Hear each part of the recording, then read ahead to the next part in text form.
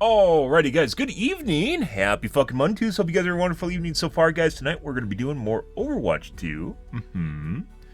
Yes, sir. We're going to be doing more tweaking. See where that goes. We're a week out from launch of uh, X3D chips. About a week, 8 days. So I might pre-order my memory and my motherboard at some point this week and hopefully get them and make sure they're in stock prior to me getting my CPU. So yeah, and that might be hopefully I'll get it on launch, but I might not. That would make it miserable, but that's where we're at. So yeah, good.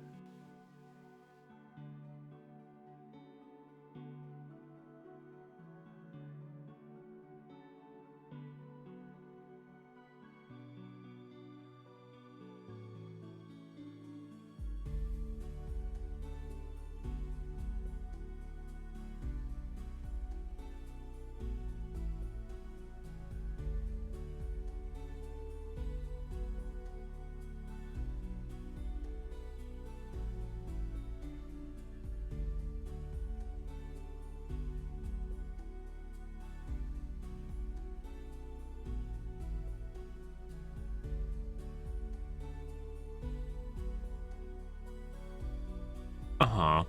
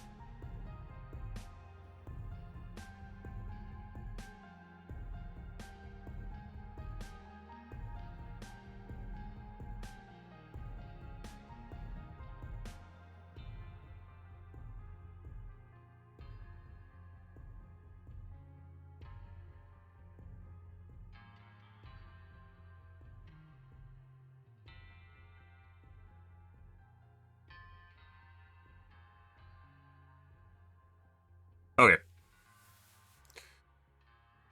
Alrighty, guys. Let's get started here, guys. Taking care of the doodly doos. Yes, so more tweaking tonight, guys. Maybe we'll take a look at some motherboard reviews. Monitor, 500 hertz Asus monitor is still like 4 months out, so 3 months out. That's not even a possibility right now. Oh god, I so want a new monitor though. It hurts. It hurts. I actually thought about buying like a temporary system. And by the way, my internet's acting up tonight for some reason. I have an additional 15 ms for some reason. I don't know why. They must be working on something somewhere. This is a 22 and this is a 33. Legos must be working on something somewhere. I tried renewing or getting new IPs and didn't change anything, so something's being worked on. I have to go get... I'm going to go get my... Not have to. I'm going to go get my coffee, guys. I'll be right back.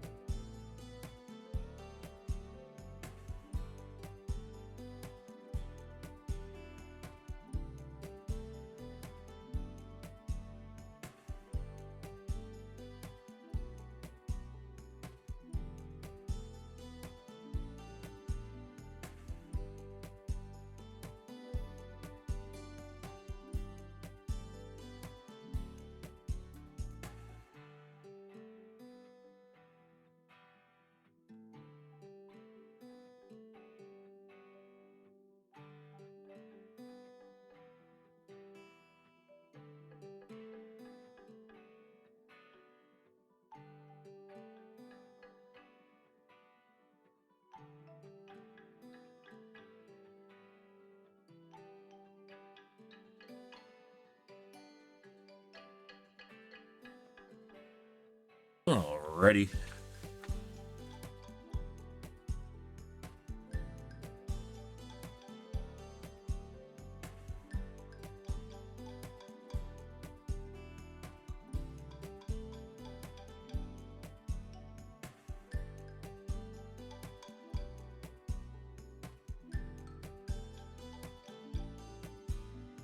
Let's see what's going on here tonight, guys. Huh? Play the tubes. I don't necessarily want to buy an X670 motherboard either, because they're so expensive. Oh my god. Medic Tube Cafe.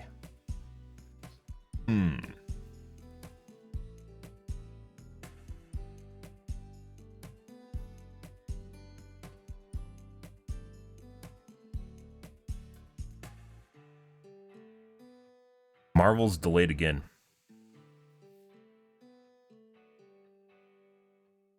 Want to watch anything from Kark? Debating on whether or not I just want to hide the channel.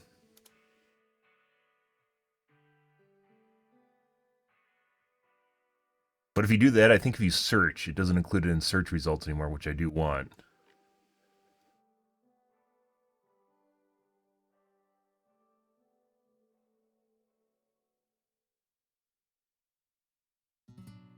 Guy quoting Critical Drinker?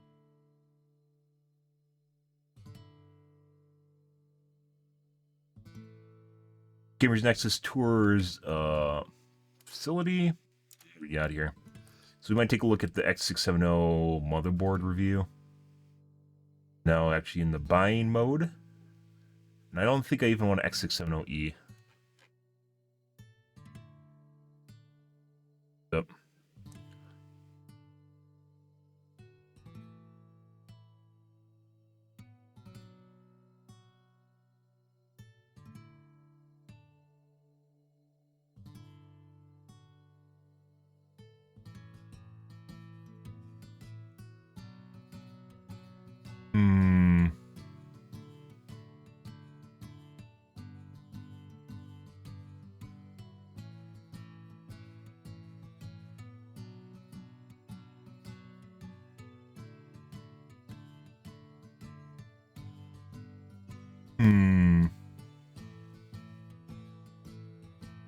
34-inch monitor. Ultra-wide monitors are an abomination. I don't think I'd ever want to use one.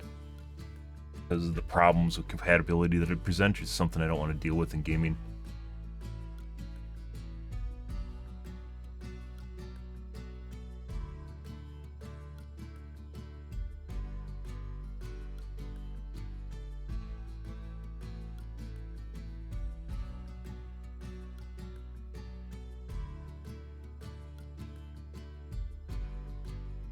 January, no new updates yet.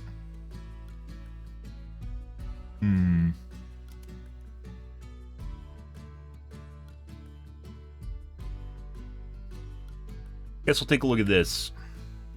670E, I believe, is the more expensive 670, so yeah. Welcome back to Harbor Unboxed. So, oh my god! As you can probably Welcome tell, back, Steve. I've been gathering X670/X670E motherboards. I've been doing that for a few months now. This content has been quite a few months in the making. Lots of motherboards. I think 22 in total. So countless hours of testing, setting up, building systems, taking apart. It's been a lot of work. But I've been doing it so we can look at stuff like VRM thermal performance to see if all of these boards can handle the Ryzen 9 7950X without any kind of thermal throttling issues. And that's something we ran into. I'm more interested in the budget boards. These are so fucking expensive, guys. You're looking at like $220+ for these. Amount of work. Tremendous amount of time. Apologies to those of you who have been requesting this content non-stop over the last few months, but I've done it as quickly as I could amongst all the I don't think he has like the same collection of budget boards. Like the B650 is a budget version. X670/X670E motherboard. Ideally, you can get a budget board that actually has the same features essentially as the higher end motherboards for cheaper, which is something I'm not against. 10 from ASUS. Not sure why ASUS have so many more boards than the other three brands. Probably costs them next to nothing to do it. And if you can squeeze an extra $20 out of someone, that's actually worth it. Situation is, but we have a lot to go over. ASUS is the only brand to offer a mini ITX X670E board, and they're also the only brand to offer a micro ATX X670E board. So that means we have one mini ITX, one micro ATX, and 20 ATX boards on hand. That being said, a micro ATX, guys, almost will possibly have as many slots as an ATX board, or more, which is absurd. Components, all that sort of stuff, but we do have because they decided to literally just not put the expansion slots on the board. Because why would they want to? Why would they want to weed themselves out of upgrade? Right? People upgrading to upgrade to more USB slots. Who would do that? Look at all those fucking missing PCIe slots, guys. Let's talk about the test conditions. For this testing, I've built a dedicated system inside the Corsair iQ 7000X case. And powering, we have the HX 1000 power supply, and then for cooling, the Corsair iQ H170i Elite Capelix. The iQ 7000X has been configured with a single rear 140mm exhaust fan and 3 140mm intake fans, so the stock configuration for this case. Then in the top, we have the H170i 420mm radiator with 3 140mm exhaust fans. This is a pretty high-end configuration, airflow is good, and in a 21-degree room, I'd say this is an optimal setup. For recording temperatures, I'm using a digital thermometer with K-type thermocouples, and I'm reporting the peak rear PCB temperature. Finally, I'm not reporting delta T over ambient, instead I maintain a room temperature of 21 degrees, and to ensure a consistent ambient temperature, a thermocouple is positioned next to the test system. Now, normally I'd test a range of CPUs to see how the boards handle varying loads, but with all X670 boards bordering on extreme overkill when it comes to their VRM design, I've just used the Ryzen 9 7950. Hey, we should take a look at BuildZoid instead here. As for the stress test, I will be using Cinebench R23, which has been looped for an hour, at which point I'm reporting the maximum PCB temperature. The only time I actually look at this channel is particularly... Okay, so the good news is you don't have to worry about VRM when it comes to buying a motherboard. X670 motherboards, not even a little bit. In the past, we've seen boards that should perform fairly well fail miserably in this testing, but that is certainly not the case here. Now, a few things to note though. Any temperature below 80 degrees is to be actually interested in looking at that. And this is because his testing is kind of flaky, but it's still better than a lot of tech tubers. And like I wouldn't go to them for specific testing, but possibility. Most boards will thermal throttle. Below 80 degrees is very safe and will never present an issue, so all X670 boards are well within safe limits. I should also stress that there's really no difference between a board running at say 56 degrees and then one at 67 or even 76 degrees. Performance will be identical, assuming the same operating parameters, so frequency and timings. Doesn't Therefore, have you a won't roundup. necessarily purchase, say, Just the does each Horus individual board. Master That's over the Tai unfortunate. Chi, because the Gigabytes board VRM ran at 4 degrees cooler. You would buy whichever one of these boards offers you the best price and features, Connector because sucks. VRM thermals are now irrelevant. That said, if two products do occupy the same price His point, Ryzen but one 7950 runs died. Oh, it's significantly cooler than the other, 50X. that could be reason to buy one over the other. For example, the Gigabyte X670E Aorus Elite AX, that ran at just 57 degrees, and at $290, Oh, he's shares including the the same price 670s. tag as the Asus Prime X670-P Wi-Fi, which did still run at a very satisfactory 66 degrees. Don't care about but that is Wi-Fi, a lot care about the warmer amount of than what we see with slots. the Gigabyte board. Kind of So want it to if be all else is Asus. equal, then I'd recommend the Aorus Assumedly Elite doesn't have any AX. problems, and that's Also, basically for the those of you criteria. wondering why I didn't bother overclocking the 7950X to increase the VRAM load further, I didn't bother because it's a bit pointless. All boards will easily handle any overclocked 7950X, and really, most of you are probably far more interested in undervolting AM5 processors than you are overclocking. So all said and done, VRAM thermals are not a concern for Most part. X670 shoppers, and based on the results here, should be deprioritized. Instead, potential But buyers should also at focus the same on the time, I'd price say and, of whether or course, not it features. encounters some So, weird let's go nuances do or that. issues with the power For delivery. those of you looking at spending Not $300 heat-related. or less on an X670 board, Like, there are over half if a it dozen causes options, oscillations the in your cheapest Fox, of which is for the instance. ASRock X670E PG Lightning, and it also happens to be an X670 PCIe Extreme slots, motherboard. guys. As far as entry-level X670 motherboards go, the ASRock X670E Four. PG Lightning and I Gigabyte missed one. X670 Gaming X are, in my opinion, the best options. There's three. MSI's Pro X670-P Four. Wi-Fi, it's also a decent The board, fuck? though it doesn't really do anything to These are justify high-end the boards. price premium over the Gaming X. The MSI board is also priced to compete with ASRock's X670E Pro RS, which is another extreme board offering PCI Express 5.0 to the primary PCIe slot, along with the primary M.2 slot. You also three get a PCIe pre-installed slots. I/O shield with the Pro RS and an upgradable M.2 Wi-Fi 6E module. The MSI board has a better Like I mentioned VRM before, on guys, paper, but in reality, just a you can degree add Celsius your own separated them with the expansion to a 7950X. computer, which is Then one of the from reasons that $300 PCIe to slots are so important. $350, there And are three peripherals options generally don't from matter. Asus The and ASRock. extra The slots ASRock don't really matter. The extra X670E USB, Steel Legend excuse me, that the extra comes in USB slots don't $300, matter. and then we have the Asus TUF Gaming X670E Expansion ports don't matter if you can add it yourself. Wi-Fi But if at they don't allow you to add it $350, yourself because they don't and the include it, Asus Prime X670E that's a problem. Pro Wi-Fi at $350.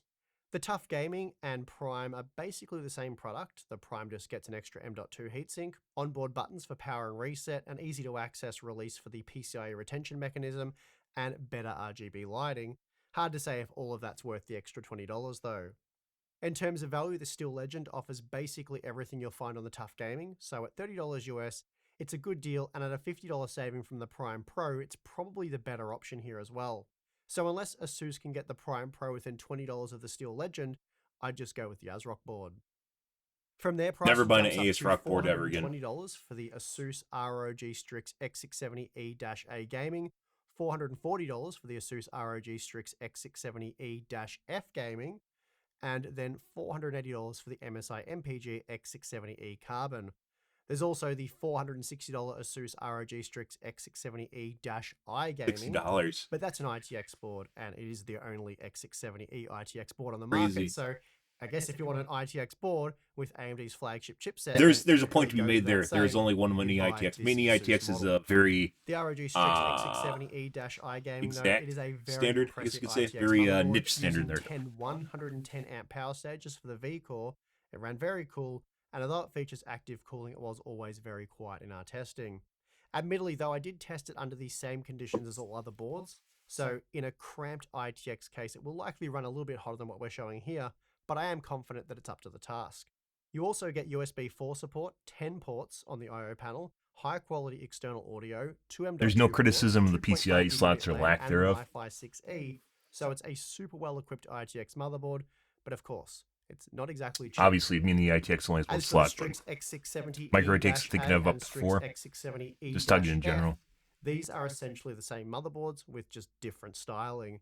The F is an all black design, so very 3 stealthy slots. looking, while the A features a lot of white and silver elements, mostly on the motherboard's heatsinks. So in terms of pricing, the A, which costs $20, Go to Newegg here and then is the look best at option motherboards here. based on the number of slots But they if have. you want that stealthy look, then you'll have to cough up the extra dough for the F. Alternatively, there's the MSI X670E Carbon, which costs even more at $480. And the main reason for spending more on this board is to receive PCIe 5.0 support for the primary and secondary PCIe x 16 slots, along with the primary and secondary M.2 slots. Of course, when using both of these devices, the bandwidth is halved, which isn't an issue when using PCIe 5.0 hardware, but it is a little bit of a problem for PCIe 4.0 devices. Still, if you were to use PCI Express 5.0 devices, this configuration would make the most sense, as both devices would receive x8 PCIe 5.0 bandwidth, which is 32 gigabytes per second. In comparison, the ASUS ROG Strix X670E F Gaming connects its secondary PCIe x 16 slot to the chipset, which is a lot cheaper to wire in, but it does limit you to PCIe 4.0 x 4 bandwidth, so just 8 gigabytes per second. PS Rock board with 4 slots. I'm alright with both 4. boards have 3 roughly the is same not amount enough. of PCIe bandwidth. The Carbon just does a 4 better on job an at MSI spreading board. the bandwidth across multiple slots, while almost 90% of the PCI bandwidth of the F Gaming is eaten up by the primary PCIe 5.0 x 16 slot. So therefore, I guess you could argue that the Carbon is a more future-proof motherboard that will support future generations of AM5 hardware better, but whether or not that's worth paying a $40 to $60 US premium for right now, well, it's hard to say, but it is the most affordable X670E motherboard to offer this configuration. That said, the ASUS ROG Strix X670E-E Gaming is only $20 more. It offers the same PCIe configuration, an extra PCIe 5.0 M.2 slot, and more USB 3.2 ports. So let's take a look at the next price range, which does start at $500, and that opens you up to not just the ASUS ROG Strix X670E-E Gaming, but also the Gigabyte X670E Aorus Master and ASRock X670E Tai-Chi. There's also the ASUS ROG Crosshair X670E Gene for $510, but that's a micro ATX board. It's the only micro ATX X670 board, so and like only the has 2 ITX slots. Version, it kind of just wins by default if you want a micro ATX X670 pretty much. motherboard. Unless you're you start looking at B650, version, which is and included. It's an extreme motherboard in more ways than one. The 16 teamed 110 amp power stages for the V-Core. Let's see. No joke. There's 2 PCIe 5.0 M.2 slots, USB 4 support, loads of USB ports, onboard buttons, debug LED code, 2.5 gigabit LAN, and Wi-Fi 6.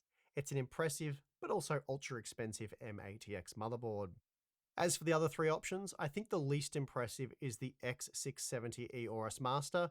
At $500, it's really not a significant upgrade over the Aorus Elite AX, despite costing a little over 70% more, which is obviously a very significant cost increase. Of course, it is an X670 Extreme board, so you do get PCIe 5.0 for the primary PCIe slot, so that's nice. There's also a second PCIe 5.0 M.2 slot. You also go on win streaks, so something you have to weed out is your own subjective experience, right? Not trying to completely but really, that's going to play off very few users. Your experience, Perhaps but you're gonna have a pretty significant high if you're not at 50-50, right? The ASUS ROG Strix X670E-E Gaming and yeah, ASRock X670E it was pretty bad when I was prior to about 9 in the morning. So I play games, and you guys watch me play games. This board has 2 slots on it. Holy fucking shit! You guys watch me play games, and then I basically eat fap, do my usual shenanigans, and then sometimes I'll play games a little bit later, which is about, in Central Standard Time, is about 7 maybe to 8-ish, sometimes 6 to 8 is usually when I'll stop because I need a cooldown period so I can go to sleep. 6 to 8 in the morning or so. And there was a significant, I had one game with a Hanzo that was just jumping around headshotting people. Yeah, it was the most obnoxious thing in the world. And if I could show you a replay from it, I would. It was just a Hanzo trying to do trick shots, like crawling up walls and just like spinning around, doing like 360s and hitting people in the face with arrows. It was absurd. And later encountered that same guy, and like an hour later in games, and I pointed it out, and he's like, "What are you talking about, man? I have no..." Same guy. It was part of a pre-made, like they had the same people in the group. "What are you talking about?" And then the guy, like intentionally trying to taunt him, and the guy completely underperformed. For basically, it was a 3-round map. Underperformed for the first round. Second round, he toggled on at the end of it because apparently he was getting pissed off at dying. And then third round, he was toggled on, but it didn't matter at that point. He was playing McCree. Yeah, just... God. Oh. Yeah, it's the kids. So there are people that stay up late, right? Like people like myself that'll stay up really late night. They usually taper off about 5 in the morning, and then you get like the preschool teens, not like preschool like really young, but before they go to school, they want to get a couple games in. People and kids are definitely more, as with the Saturday morning cartoon cheating is definitely more often happens. You can tell when they sign on, and it just turns into a shit show and they don't care if their account gets banned. They'll just get a new account and they go, "Hey guys, I need to re-add you again because my account got hacked." You know, one of those things, right? My account got hacked and therefore I don't have access to it anymore when in fact it got banned. So like it's like even if their friends don't know, it's like no skin off their back. It doesn't matter to them. There really needs to be like an open gaming ID that ties everything together. And you get banned across the board. While the Type-C supports USB 4 and 8 SATA ports. Frankly, picking between the ASUS ROG Strix X670E-E Gaming and ASRock X670E Type-C is very difficult. They're both excellent boards, albeit mighty expensive at $500, but they're equally good in my opinion. Now, in the $700-ish price range, we have the ASUS ROG Crosshair X670E Hero at $680, and then the MSI Meg X670E Ace and Gigabyte X670E Aorus Extreme at $700. The Aorus Extreme kind of suffers the same fate as the Aorus Master. It just doesn't do anything. So apparently, like this version, the AIM 5 slash the 7000 series has a very minimal amount of PCIe slots for some reason. Gigabyte spent their PCIe 5 kind of sucks dick. on M.2 drives, limiting the X670 has more. a single times 16 slot. So yes, while I guess 4 PCIe 5.0 M.2 slots are nice, I'd rather have the flexibility of having more PCIe slots. The Crosshair Hero, for example, offers 2 PCIe. Hey, look at this. So, assumedly, this is in addition to the PCIe lanes that come off of the CPU. There are definitely missing slots here. There should be more criticism of missing slots here. This is off the chipset. These are lanes off the chipset. You get 16 lanes of PCIe 5.0 off the CPU. I wonder how many lanes you get. Let's see. AMD 7000 series PCIe lanes. 24 lanes directly from the socket. So 16 of those are going to go to your GPU more than likely, or it could even switch and split that PCIe 5.0 between two. They could use a switch and split it between two sockets. So they could have PCIe Gen 5.0 X8 and X8, or just turn it into an X16 and a non-available, right? Or wherever you want to put it on the board. So they could 100% do this. And that means there's 8 lanes that go to the socket, which is more than enough bandwidth for anything. Because basically 5.0 doubles the bandwidth from 4.0, which is absurd to begin with. There definitely needs to be a lot more criticism of lack of PCIe slots.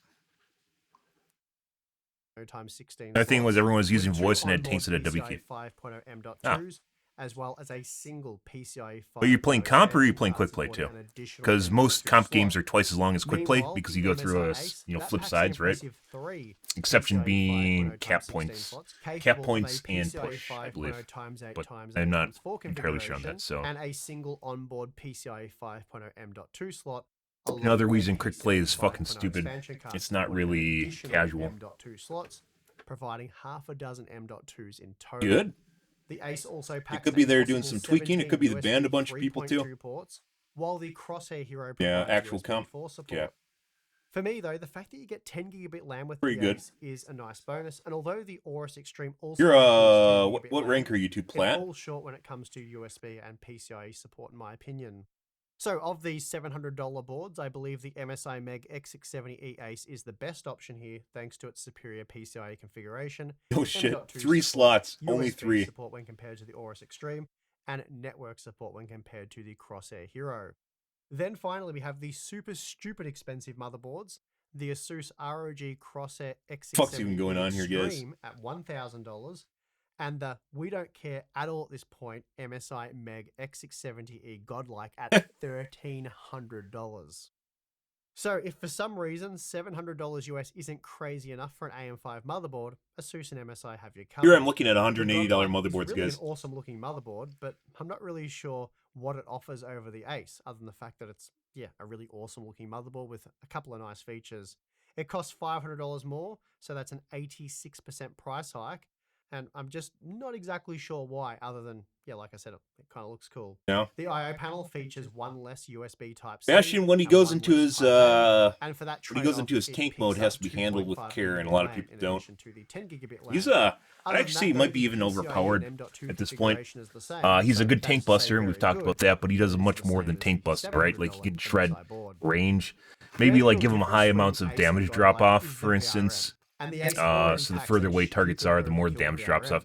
One of the best That gun being the case, models, in I'm my not personal really opinion, is sure a game called what to say PlanetSide 2, about if the you've never God played it Like's before, 24 where they actually have, 105 you can amp actually power look at the stage charts and B-cores. look at the I'm weapons and not see when the quite sure damage why starts this dropping board has off and the enough effective power ranges delivery of for it and that half such. a dozen Ryzen 9 I cores, think a but good it does. nerf to Bastion The would God Like decrease his also damage really at isn't range. The worth the further away he is, $1,500 the less premium it damage he commands does. over the Crosshair And make it Extreme, taper but off, then so he's it's not really worth the effective at $600 tanks up premium close it commands and over the starts like Ace. bullying tanks, but Likewise, the Crosshair Extreme isn't worth everyone the else doesn't get $300 over the shredded Ace either. further away. At the end of the day, though, if you I want the think most extreme nerfing his turret, I don't X670 think, is a good motherboard for the choice, though. sake of bragging rights or whatever, either of these motherboards will work. They're equally Yeah. ridiculous, you could Well, say. I wasn't looking, Well, there you have it. not looking down at all. VRM Everyone thermals for fights their own basically battles. I'll probably every be in plat anyways. X670 When I start playing X670E comp, motherboard even on though I the was a market, GM master, along with my own personal breakdown and recommendations at each price point. I'm just waiting to And get in my fact, fucking new let's quickly processor. recap my I'm just picks waiting so I for can it. say X670 It's been or painful months, guys. X670E another 1,000 times. Apologies for that.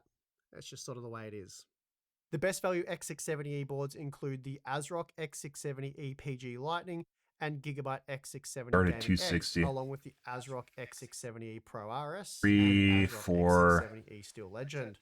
The best mid-range options, which sadly cost around $500 US, include the MSI I don't NVG like. I would chop X670E off powered on this list at Wi-Fi, and $300. ASUS Just ROG Strix nothing after $300 is ever worth X670E Gaming, considering both at are all. equally good, along with the ASRock X670E Tai Chi. Mm. Also in the And same how do you price creep range walk is his the Bastion? ASUS ROG Strix X670E-i Gaming Wi-Fi, which wins the award for the best It gets it done. X670E Mini ITX motherboard by default, as it's Bastion the just only looks option. like And then we have it the just looks ASUS fucking ROG weird when he creep Crosshair walks around. X670E Gene, which does the same for the best micro ATX motherboard. Again, it's the only M-ATX model. Mm-hmm. Then for the best high-end X670E motherboard, it's quite simply the MSI Meg X670E Ace. The stupid expensive ASUS ROG Crosshair X670 Extreme and MSI Meg X670E Godlike are of course excellent motherboards. I just can't justify the asking prices, especially in the case of the Godlike. At the end of the day, the good news being that there are no bad X670/X670E motherboards. Sure, prices might be a bit hard to swallow, or really very hard to swallow, but there are no duds at least, and that's a pretty rare thing when reviewing an entire motherboard series, and something we've been trying to do for a while now. So I really hope you found this content useful, and expect similar content covering the B650 boards. We'll also have some Intel motherboard roundups coming up soon as well. But yeah, there's a lot of B650 boards, and I do plan to cover pretty well all of them again. So I think it's almost twice what you're seeing here. Anyway, that is going to do it for this one. Hope you enjoyed or appreciated the time and effort that went into this one, and I guess enjoyed the content, and hopefully it was useful for those of you buying one of these motherboards. I won't say the chipset name. If it was useful, please do like, subscribe, because there's more AM5 motherboard and Intel motherboard content to come up. We also have Float Plan and Patreon if you'd like to support our work and get some cool perks in return. We have a members Discord channel. We have a members live stream. Tim and myself get together and do that once a month. We have Q&A stuff, behind the scenes. He said they're going to do the cool B650. there, so check it out if you're interested. But if not, that is perfectly fine. And I would like to thank you for watching this content. I'm your host, Steve. See you again next time.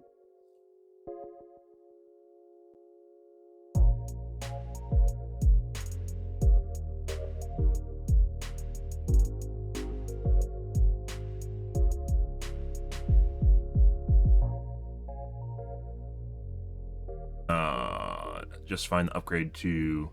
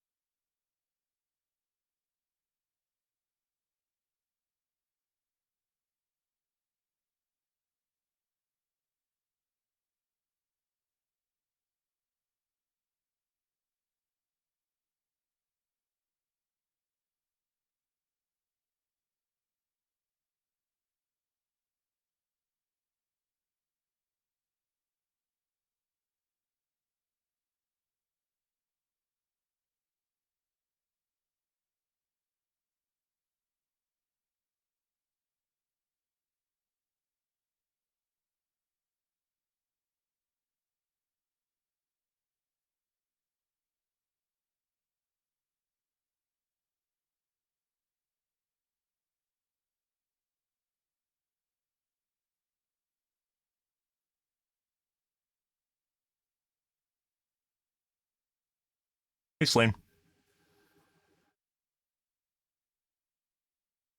Yeah? Well, I seem to run into an awful lot of widows that instantly kill me over and over and over and over again for the entire match. It's kind of weird how that works. And then consequently, I report them at the end of it. And these guys are diamonds, by the way. Top 500 OO players in Overwatch League players in my plat games. Yep.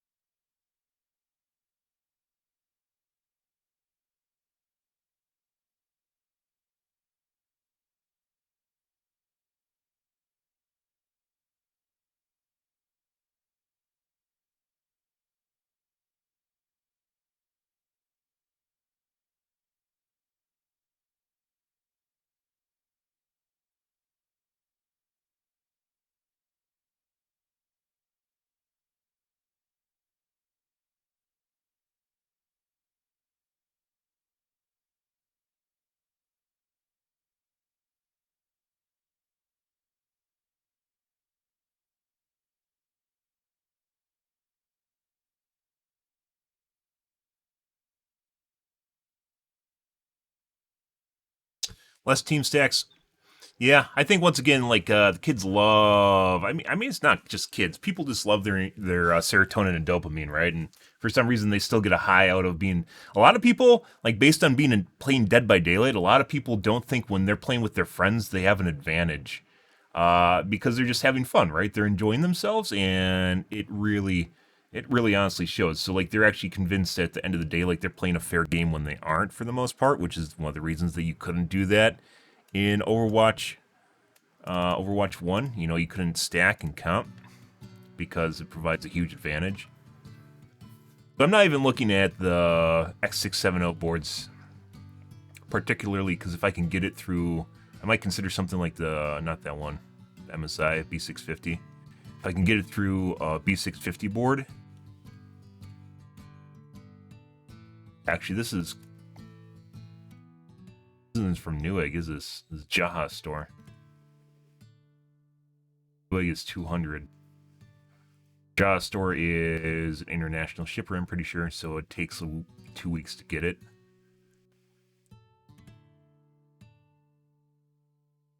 $15. Yeah, so this will be available like 3 weeks after ordering it.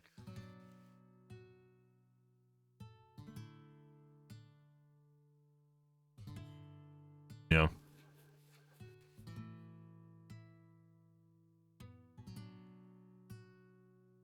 Which, I mean, all things considered, I don't think we're going to get a round of better boards before X3D comes out. This is just what we have to go with. Some of the Asus boards have a lot of negative reviews on them, though. They're looking pretty poor. They've been out for like 3 months at this point. Fixed. Meg, 4 slots is enough. I think I could do 4 slots. This only has 3. What the fuck are they doing? 4, which is the MSI board. And it looks like 3 of those are PCI X1s.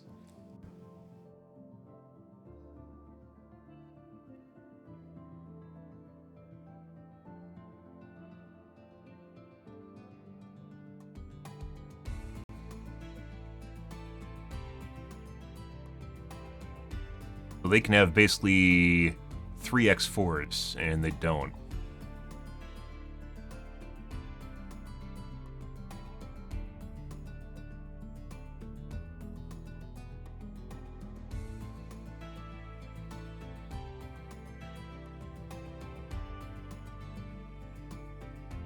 X670, I believe, is 2 chipsets together. They're like grading their chipsets. If we scroll down and take a look at this, say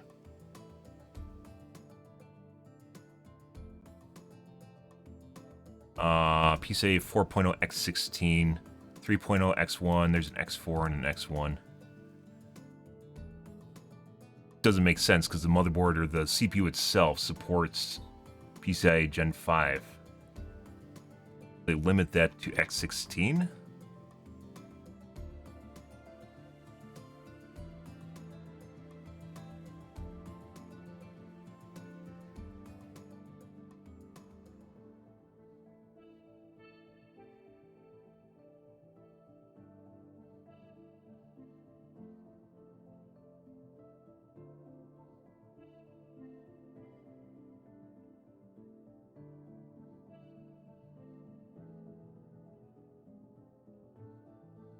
4.0 X16.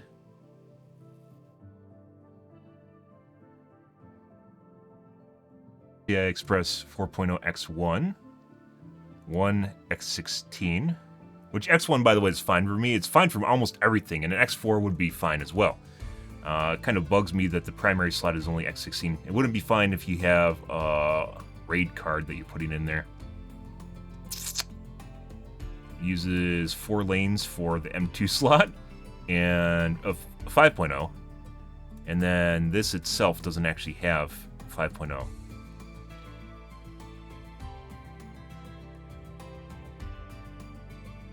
Yep, if you have the money to do it, you can. I actually enjoy tech, which is one of the reasons you'll see me cover tech so often on my channel. I don't mind putting stuff together. Gives me a little bit of dopamine when I do it.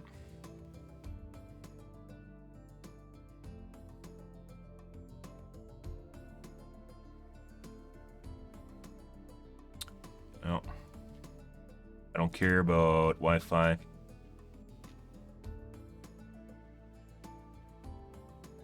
X16, 4.0 X4, so the same as the other board. Expensive.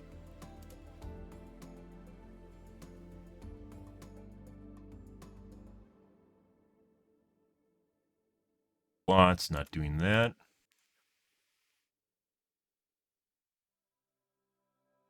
Should be able to hover over the picture and make it bigger.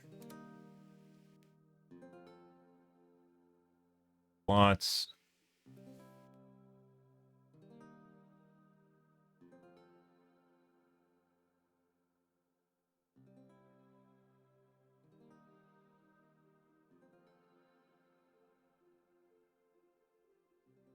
Three.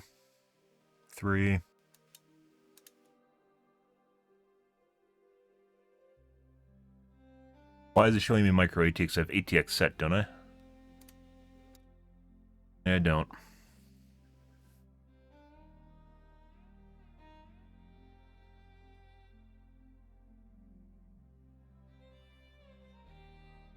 God, I'm not buying an ASRock board though.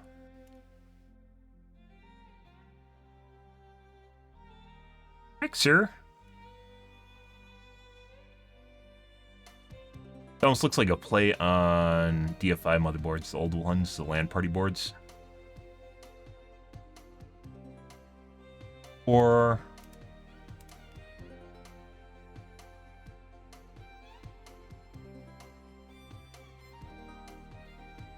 this looks like you're just spending more money for maybe a couple more slots, and that's not really. You just scroll down here, and I think this one had 4 on it, didn't it? Yep. 650 plus. So says 4. ASRock, not touching that.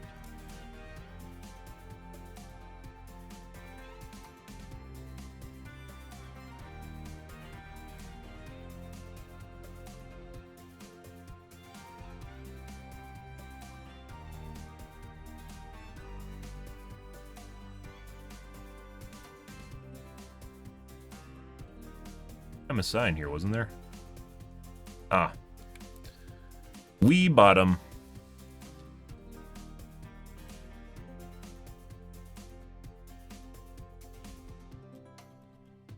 Three 4.0 X4, 3.0 X1, 3.0 X1, 4.0 X16.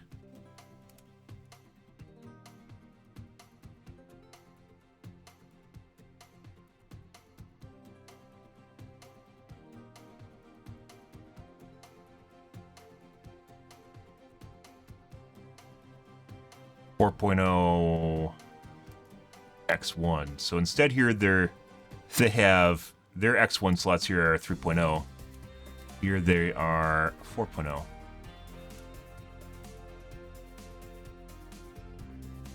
X4 is also 4.0. Way to chintz on that.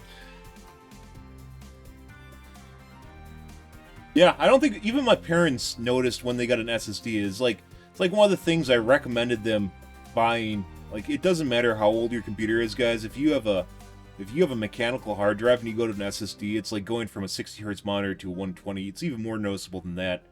Like, you immediately notice how snappy your computer is when you have an SSD in it. It's just so much better. It's so much more enjoyable. And that's not even an NVMe drive, just an SSD. Like, just the 2.5 guy that you just, put in there. Just makes a huge difference. Mechanical hard drives are just basically for storage now.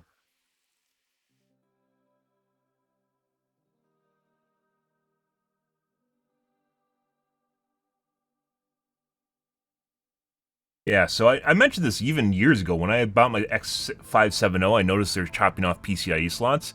It's even worse now. We're looking at 3 and 2. What the fuck? And then they're like trying to offset it with like a giant fucking heat spreader and stupid shit like this. Hey, look, there's 3 slots in here. Some of these boards have 2. I think Hardware Box was talking about like some of the high $700 motherboard that has 2 slots on it. The fuck is that shit? Crazy.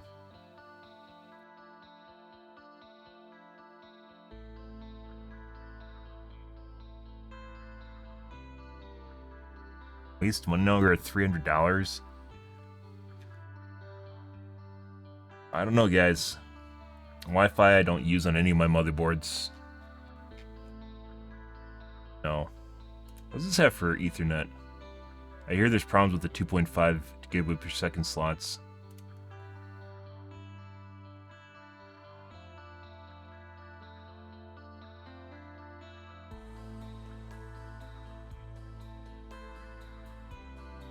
No.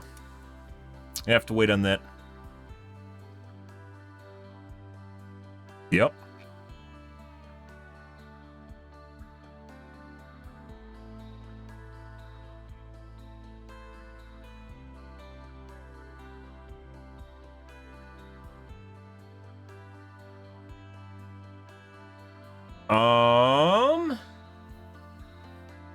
I'm not, so he did each individual motherboard. I'm not going to do that. I'm actually kind of curious about this. We aren't going to look at this today. I don't have enough time for that.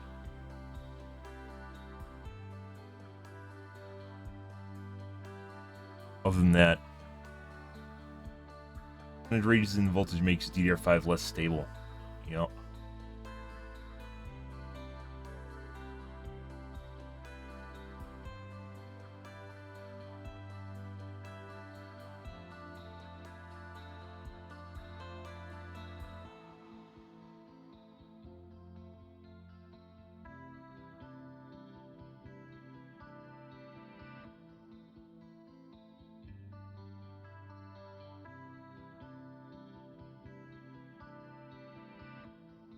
Okay. I need to use the bathroom here real quick, guys. Maybe I'll give you guys a Travel Geek to watch. I'm MIA. Yep. You have to turn down... supposedly the acceleration setting does. You said it. You have to set to 0. Also, just the sensitivity to set to 0. That's what I've seen other people do. I don't know if it matters or not. I just did it to be safe at this point. So, yeah. Sensitivity, I felt a difference with, or not sensitivity, acceleration, I think it is. I felt a difference with, but I set sensitivity to 0 too. I don't have a controller plugged into my computer. Overwatch, guys, is a pile. That's why work from home is ending. That's why work from home is ending. AAA game company. They can say what they want about it. No. Okay. I need to use the bathroom real quick here, guys. I'm going to be back, and it's going to be more than a couple minutes, so you guys get to watch some Travel Geek. In Tokyo.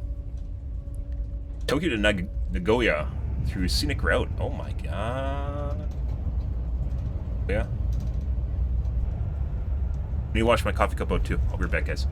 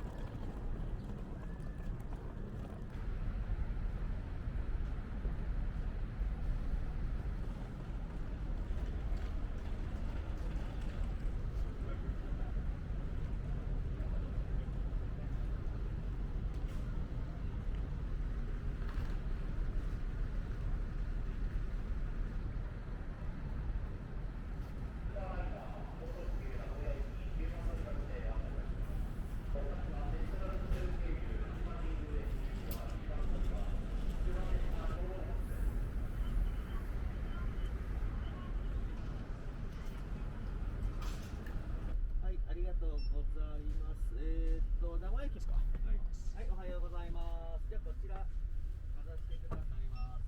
お席5番 A です。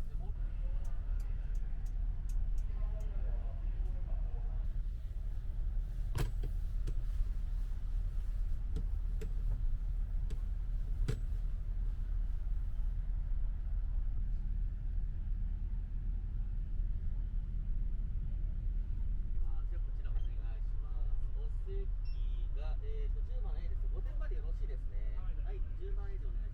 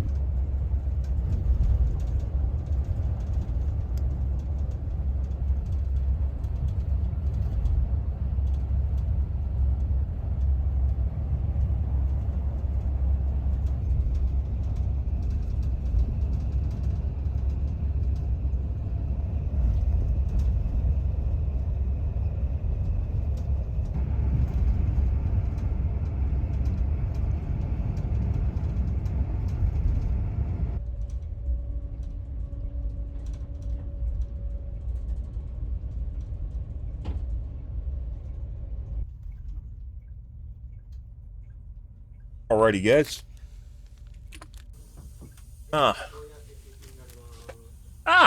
Just in time.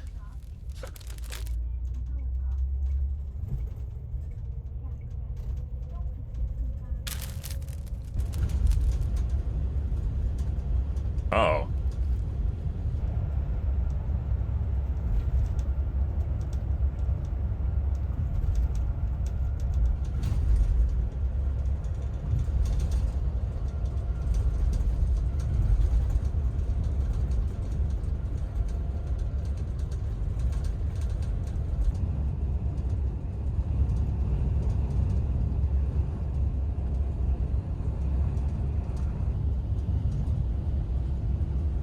I think driving on the left side of the road, guys, would make my head explode. I honestly don't know if I could even do that. If I could drive on the wrong side.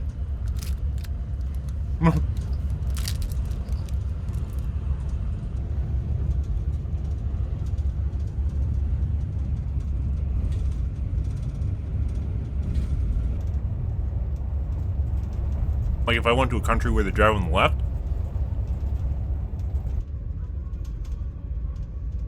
my head would just go boom. When I was in Europe, I think everywhere in Europe drives on the right except for England. They like their Queenglish over there too, so nothing outside the ordinary.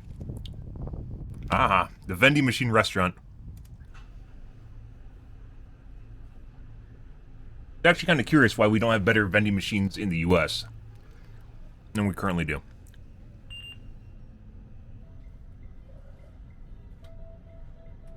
They love their vending machines in Japan. Literally buy anything out of vending machines. You probably could adopt a child out of a vending machine, to be perfectly honest.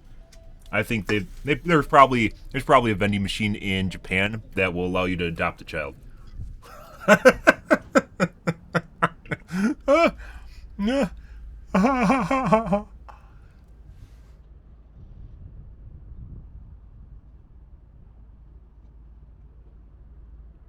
Scary. You can't, when you use the tiny lids like that, it makes it more difficult to sip it. When you sip coffee or tea, you, like, inhale, like air over the top of it, and it technically kind of cools it while you're drinking it. Oh, it's just something you can't get with the lids. That might have been what he's referring to.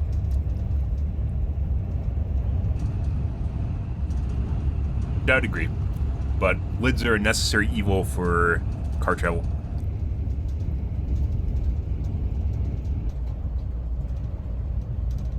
You probably could make a lid that would allow you to sip it. Like maybe with some air holes on it.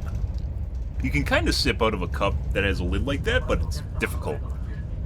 And it definitely inhibits your ability to sip. You'd have to have like a breather hole on it.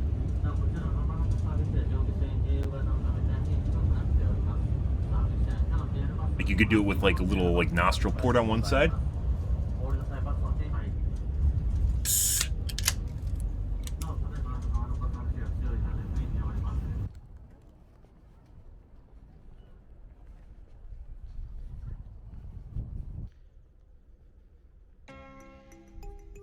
Ah!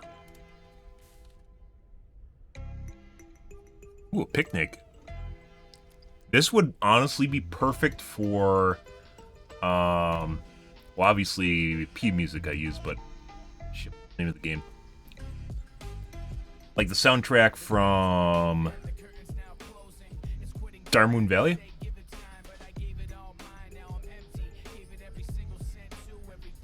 Stardew Valley, not Star Moon. Stardew Valley.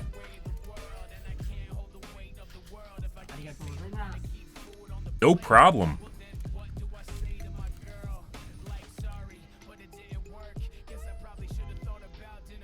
Don't DMCA me music from this guy's stream.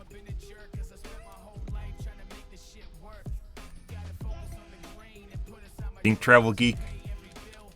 Vets' music.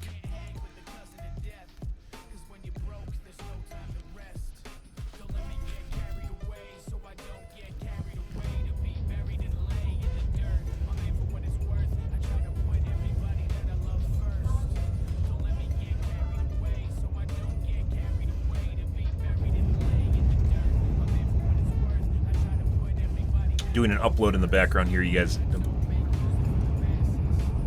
don't get to see.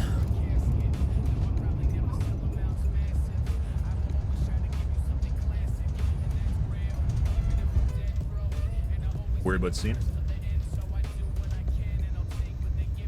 Go.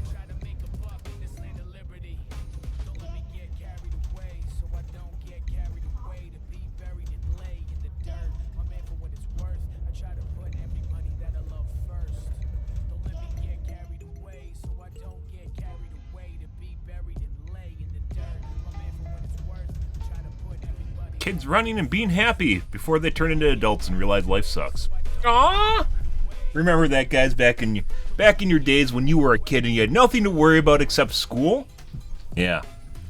And your parents are always grumpy and you wonder why they're grumpy, and then you grew up and then you realize life sucks. Unless you have a really nice job and a really cushy job that not only pays you a lot of money but also you enjoy going to. Yeah, like Twitter, prior to Elon Musk absorbing it. Where somehow you didn't actually need to work.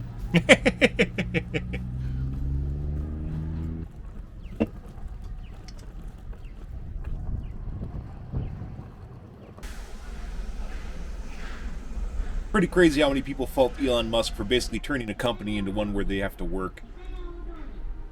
Getting angry about it. It's like the same sort of people that were angry that work from home was ending for Overwatch despite a lot of things being broken in the game.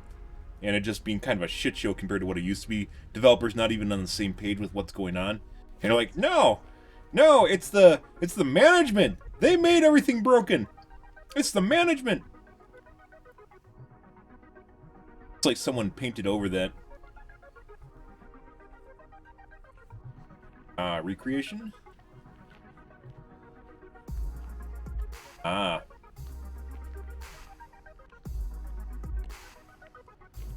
Good addition. Goes where he goes, and then he goes and sees a site too on top of it.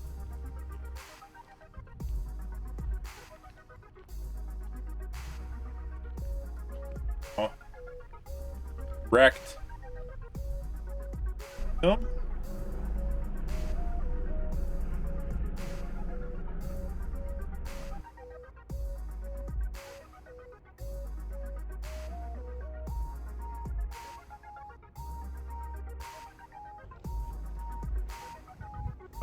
The moat. Suspect there'll be water in there at one point.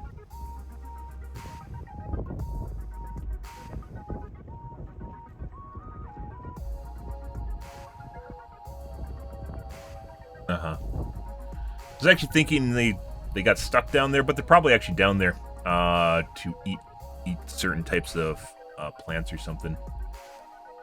Oh, apparently one of my tabs started playing in the background. That wasn't actually his stream.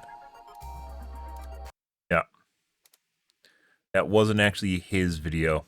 Well, I might have DMC'd myself. That's nice. Good. Fun. Okay. Let's move on to doing the Reddits, guys, and we'll play some Gamaz here. See what's going on. I reverted yesterday. I think I changed my cores to using my getting off core 0 and 1, and it actually made Overwatch feel wonky as shit, and I don't know why. Some games, guys, if you change the affinity on them, do not like it, and I don't know. It's not like my cores are maxed out or anything. They just don't like it at all, and I'm not sure why. I've had the same problem with Heroes of the Storm. I tried doing that at one point, and it made the game feel janky as fuck. And it's like the image looks like kind of like a slideshow, and I don't know what does it. I have no idea what's doing it. It's another peculiarity of Windows or the game or DirectX or something going on.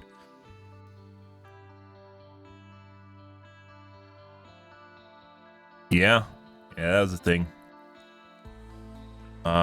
Which heroes are most likely to get punchy from using 550 matches?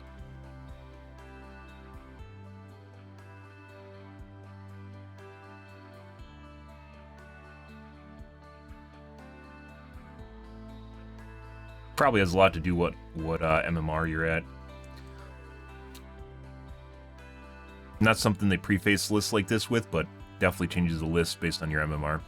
Essentially changes how good the players are.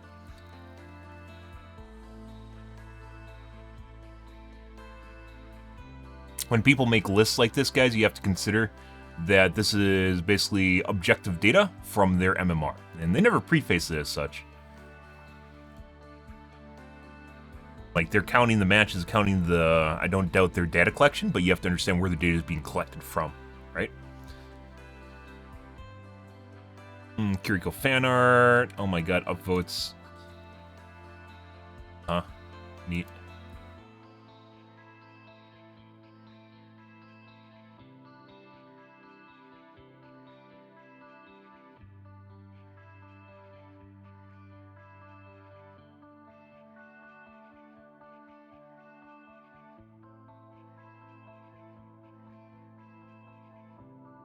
Most anti-fun character to play against, Sombra. Probably Sombra. She is the fun police, and that's probably, I think that's more so why people think she's bad, more than her actually being a bad character. Sombra is a really fucking pain in the ass to deal with, because usually when they just catch you alone, you basically are caught with your pants down. Used to be more powerful. It's probably all Sombra. Widow. I guess Widow getting headshot from across the map really sucks. Yeah. A Widowmaker that is either cheating or consistently makes headshots, probably. I'd go with Widow. I changed my mind.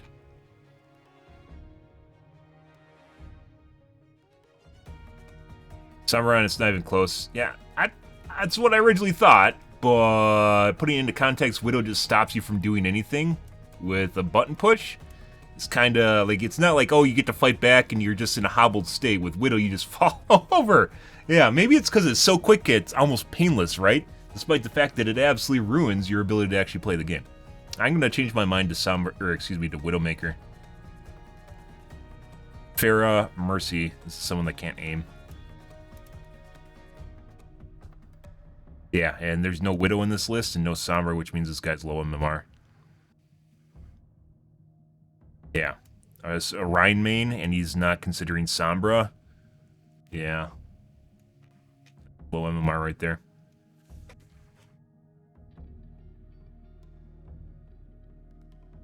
Cassidy's aimbot grenade. Yeah. Yeah, Hanzo's are a little bit more telegraphed, though. They have to lead you, and as such, you can kind of fuck with their aim on you.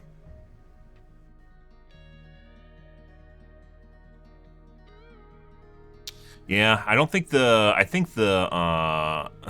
the Pot G has been turned into affirmative action in Overwatch 2, where it has nothing so much to do with what changes the game as much as just giving people Pot Gs that either haven't had a Pot G in forever. I think it's actually part of it. It's just if you don't get Pot Gs, it'll give one to you just because you haven't had a Pot G, which is inclusivity and affirmative action. None related to how you actually performed in the game. I've had some where I've definitely done pretty bad and it's given it to me. I'm like, yeah, no. Farah, the second she comes out, half the team uses swap to counter her. You know, only if you guys are bad. Widow. But that's also why she works at lower MMRs, because people aren't very good at aiming it up. Currently in Plat, you get all the top 500 Overwatch League players, so. A lot of Sombra comments. I'd go with Widowmaker. Putting into context, you just fall over. Yeah. AMD Reddit's. AMD reviews go live on February 27th. Video cards. Oh.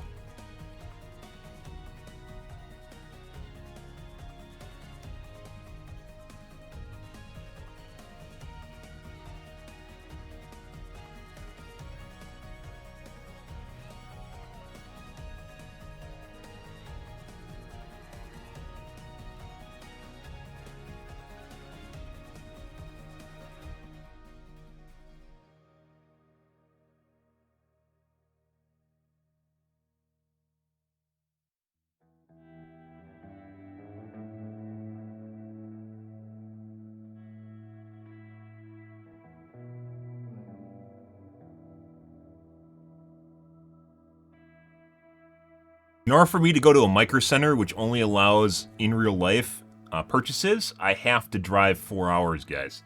So with the launch of the 7900 X3D, even if I go and drive 4 hours, it will not guarantee me a processor.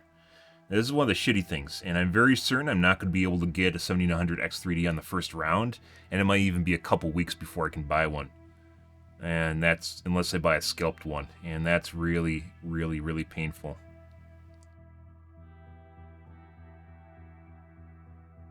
Very painful. Hey, Slane. You're here already. D.Va is still really strong. She can basically dump her cooldowns and fly straight at someone while using everything, and they just fall over too. I've had D.Vas do that to me as Pharah, even when they're overextending hard. Doesn't matter.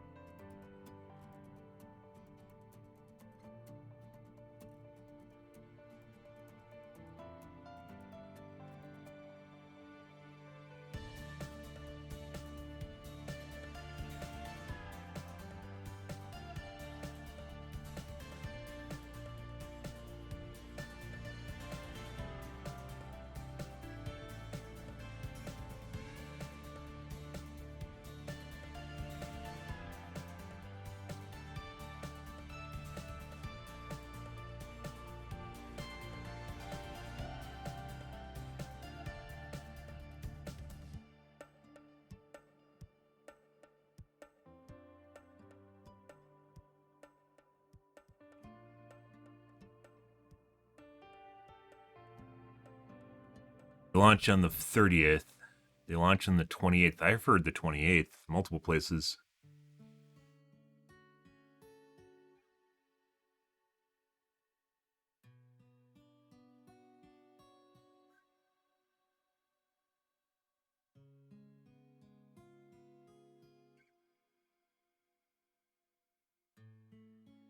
No need to wait a month for the 7800 X3D. Reviewers should be able to disable one CCD and show us how that 7800 X3D and 7600 X3D would be perform.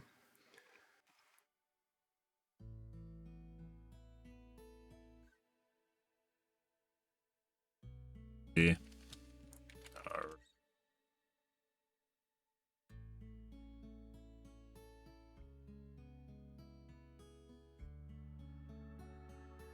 That's for the non-X3D. Or ones for the X. Yep. And my.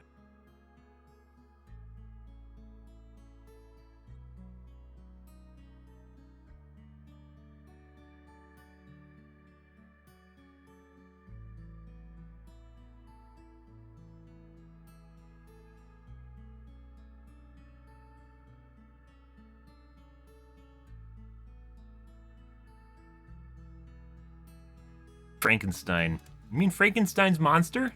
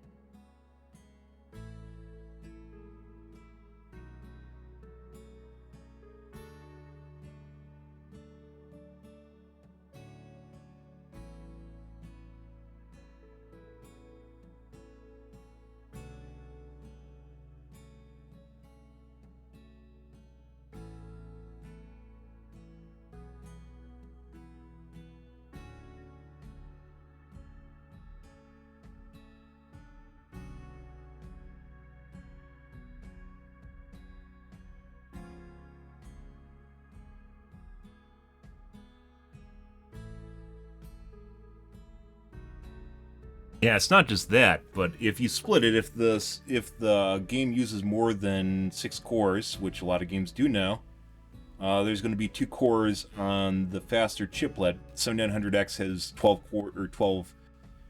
cores, but 2 chiplets. So basically 2 CPUs combined.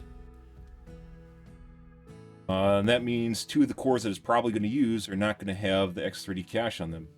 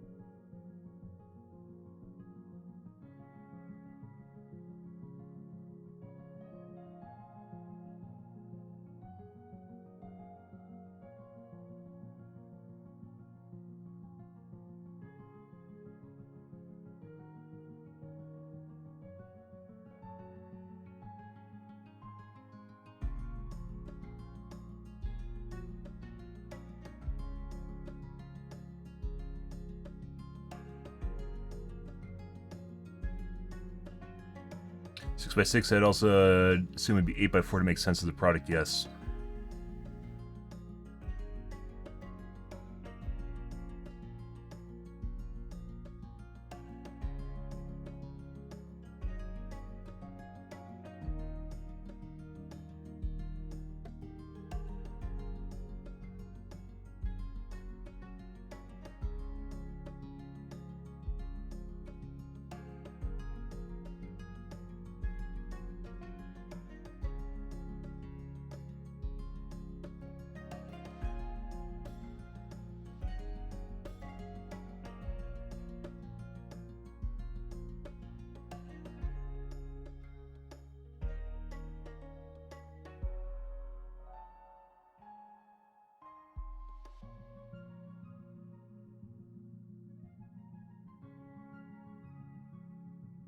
I've never heard anything about the same 8x4.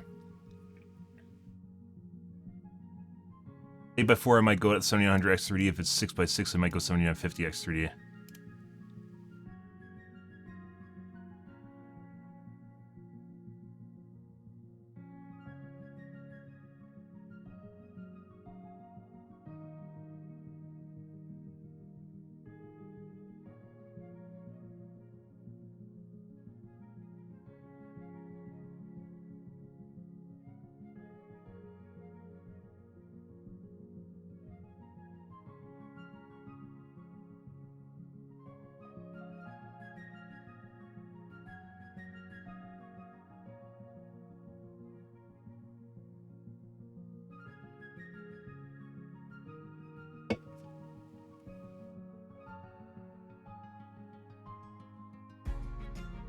Most games don't need more than 6 cores. That is completely incorrect. Overwatch uses more than 6 cores. I've limited my Overwatch to 6 cores, and it has problems with that. Like, it actually needs more than 6 cores to perform well.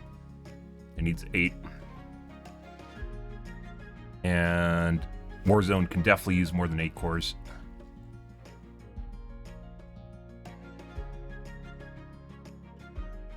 That's like people that are like, nothing uses more than 4 cores, guys. Don't buy a more than 4 cores.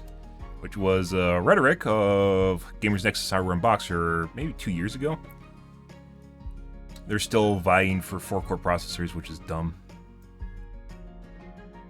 As a good budget processor.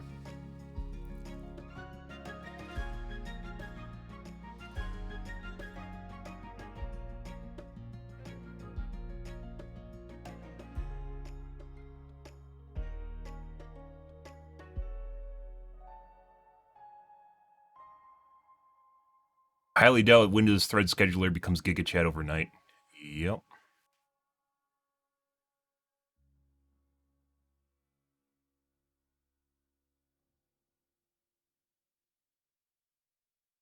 This is more so a problem than Intercore Lancy. That basically got removed with the 5000 series because of the way it addresses memory. Change. It's not the same thing as the 3000 series.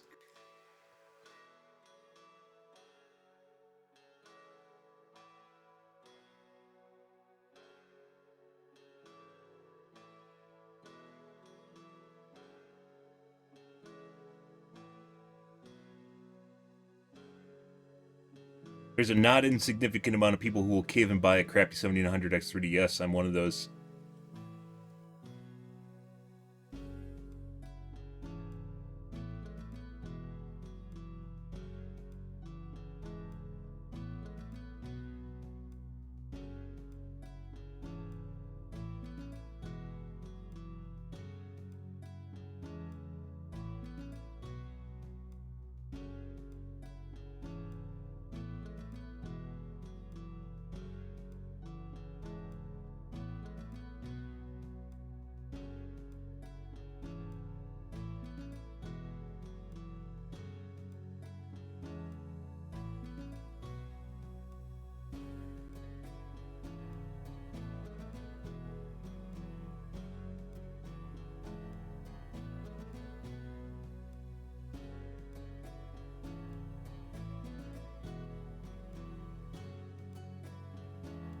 According to Tom's Hardware, they're going to be using whitelisting. Oh, geez.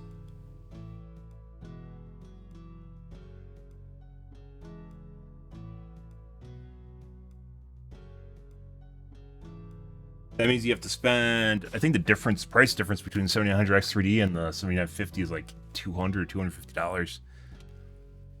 Oh, God. I might be waiting another month. This just brings up old, painful issues. And actually thinking about buying 13,000 series. To be perfectly honest, guys.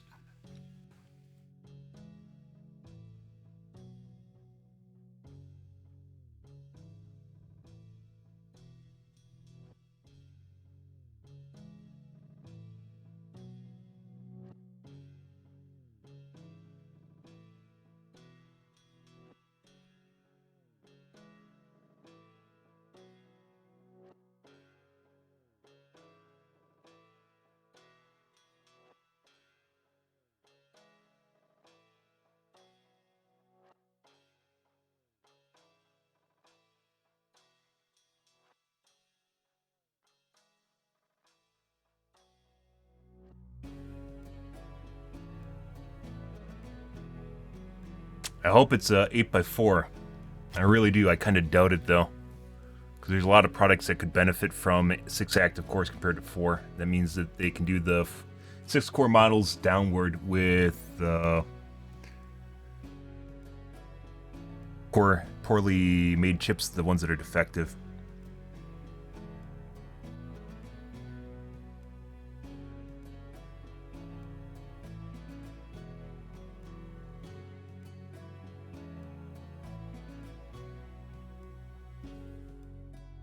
Yeah, good for him.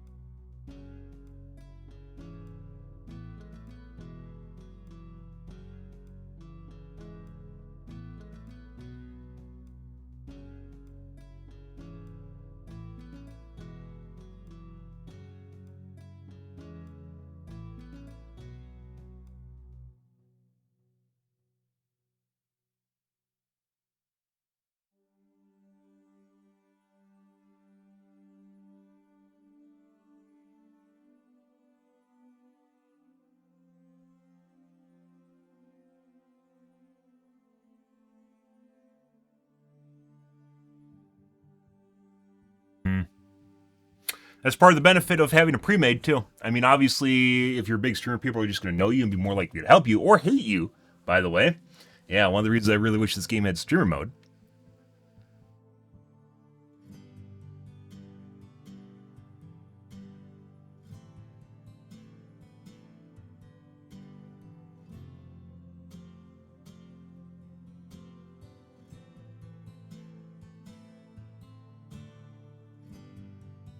I feel pretty certain it's needed. I don't know who these people are citing. I don't think that you'll need to have Windows 11, but you might.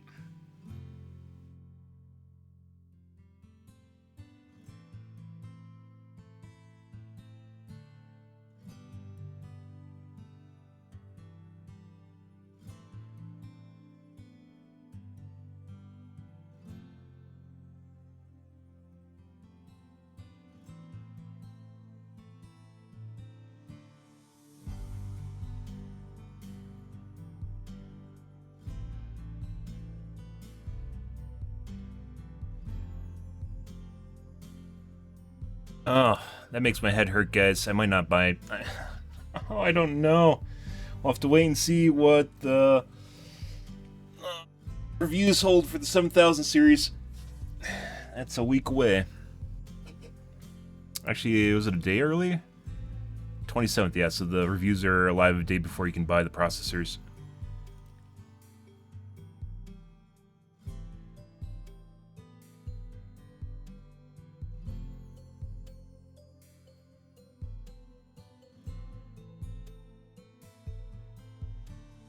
DVD Reddits.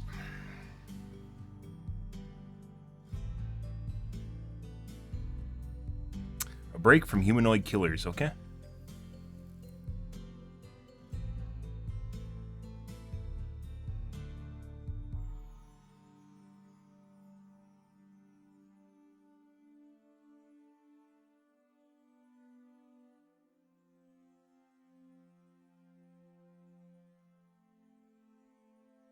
How do you make a survivor perk that allows them to break walls you wouldn't? That's a killer thing. How do you make a survivor perk that allows them to hook other survivors? There's some stupid shit. That actually actively breaks some loops. You don't want that. You don't want to break some doors. Okay. Oh my god. I got some hate mail already.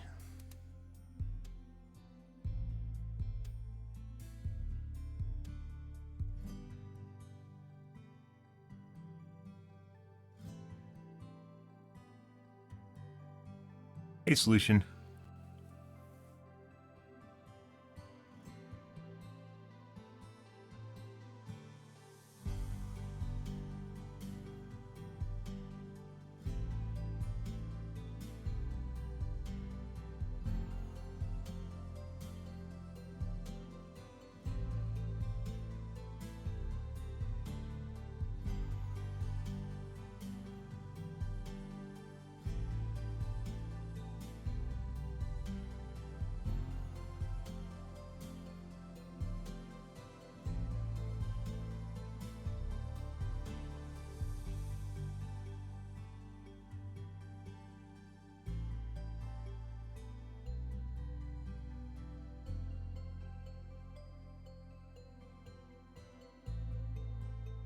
Apparently just completely misreading part of my post. It'll happen when people knee-jerk respond. Alright, let's move along, guys. We're gonna do some Overwatch 2 now. Good. Maybe do a little bit of tweaking here. We'll see where things go. I used to.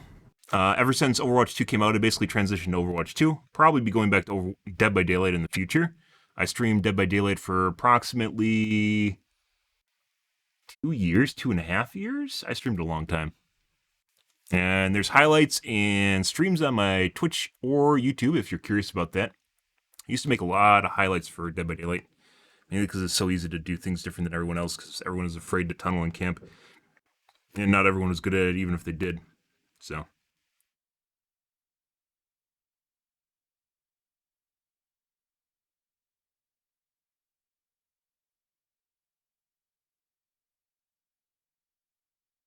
Like your mom.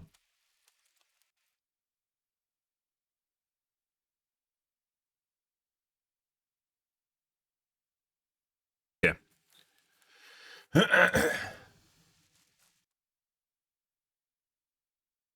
Mm-hmm.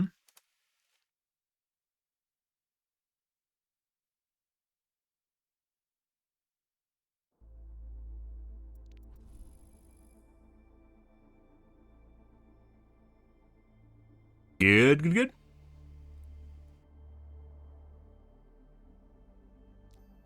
All right. See what kind of games we get tonight. Lots of cheaters. We'll find out. We'll see how it's going.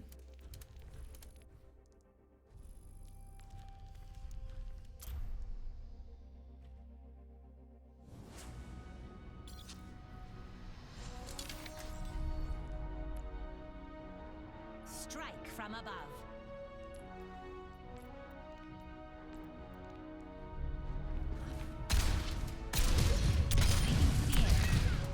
Double kill.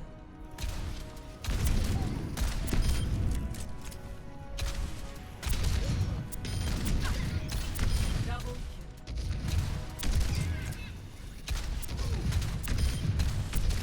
kill. Justice served.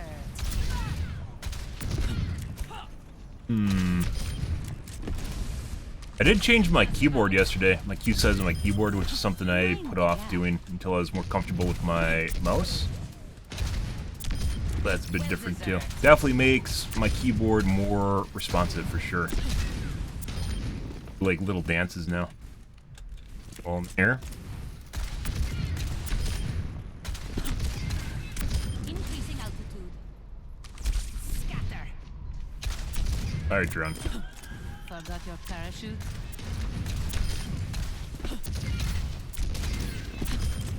Maximum impact. Double kill. Blasted. Oh, Where's your jetpack?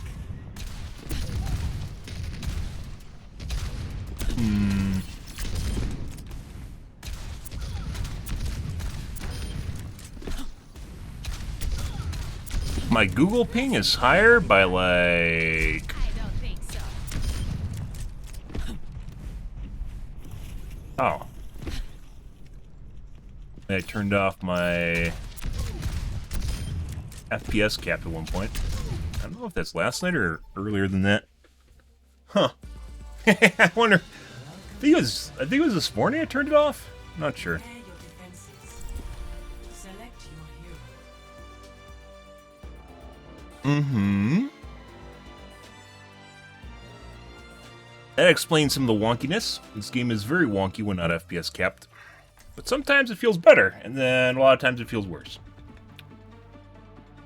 Ah, I love talking about everything in terms of feel. It makes me feel so good. Strike from above. Be dependent on my squishy meat bag and my diet for the day.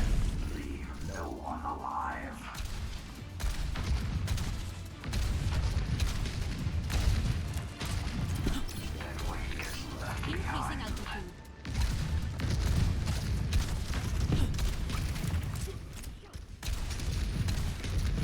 Power means nothing if you do not put it to use.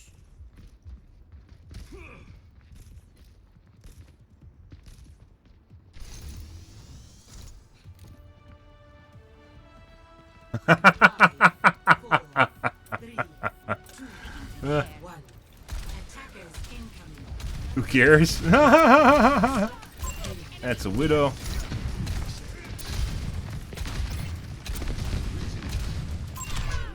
And headshot. Is that the guy I was interacting with? Always more to learn. Their tank. 4045, it depends if you're on DC servers or on the Chicago server.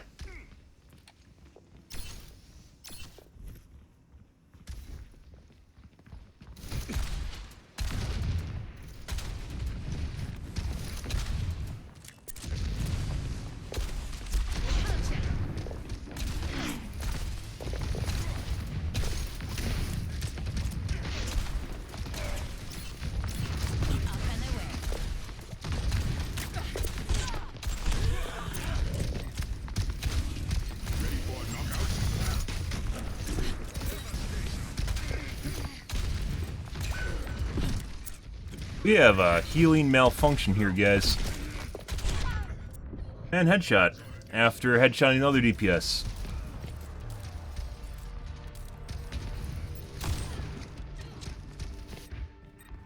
Returning to battle. But yeah, for me, I get about 25, 24 to the Google server, or excuse me, to the DC server. And I get about 30 MS to DC.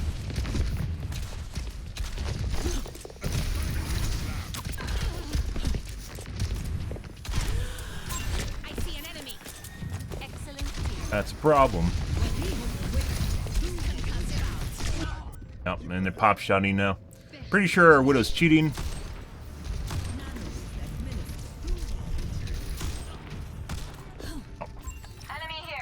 Good. Some air power. Repositioning. I think the chances are they're just a fucking plat. Overwatch League, top 500 plat. Don't worry about it, guys. Let's check real quick, just out of curiosity. Oh my god, they're a master. Wow. Top something. Uh-huh.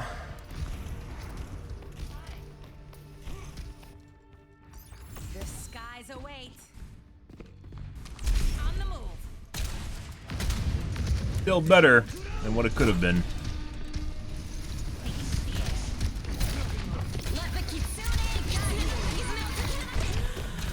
He's just spam shotting me right now.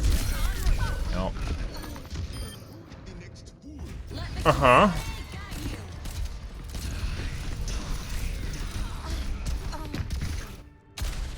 I don't stay down. Repositioning. Got one here. Establishing aerial position.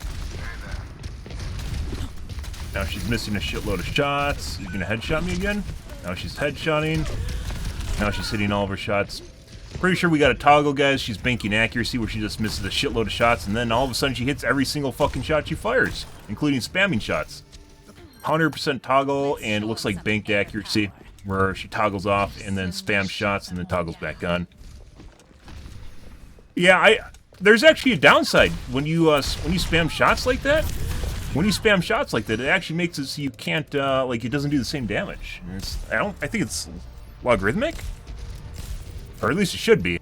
So if you spam shots, you don't do the same amount of damage. It's not a linear relationship between time and spam shots. At least that's what it should be if they programmed it properly. I don't know offhand now. It's making me question. No.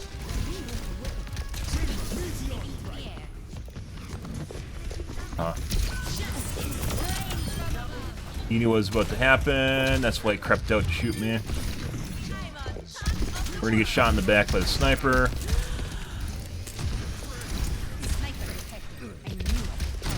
Notice how she's crouching because she can't shoot my leg. She can only shoot my chest.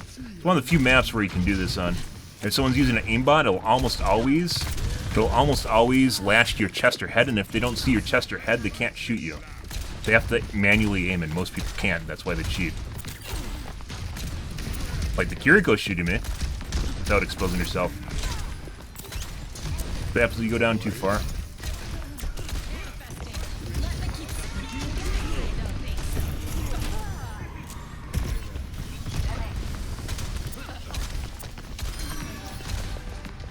Widow, on the other hand, had to try crouching to look underneath the ledge to shoot me because she couldn't actually aim at my chest or head without doing so.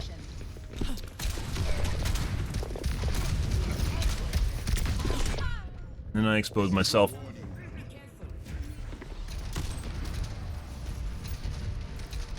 Yeah, notice how she can't actually aim at my basically the lower torso. It's a majority of aimbots are not programmed to shoot at your lower torso, which is why I mentioned that. Something I've never seen any other streamer mention, by the way, because you have to play a aerial character and be capable of figuring out how aimbots work. Some do. Some have will lock the bone mesh. Most will not, though. Whoops. That's an accident. There are occasional bone mesh aimbots that are more difficult to program. I expose myself again for a little bit.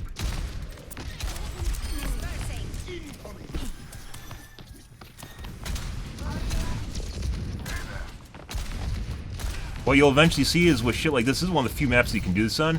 You'll actually see them like go up top and go around the side to shoot me. Surprise! This guy that is extremely good at hitting headshots and chest shots and body shots, guys, can't shoot my lower torso. Very weird. Yeah. Torso bot. Eventually, if enough people figure it out, like if this, like people watch my channel and realize this is a thing, what eventually happens, they'll program it so it shoots your crotch too. Like it'll lock to your crotch. It's like easy fix for that.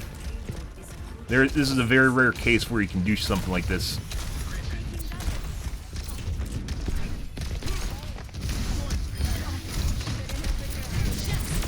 Got. I'm just gonna get rid of that because otherwise we're gonna get shot no matter what. That's like one of the best use cases there, where kill the tank. Now they have to wait for their tank to push.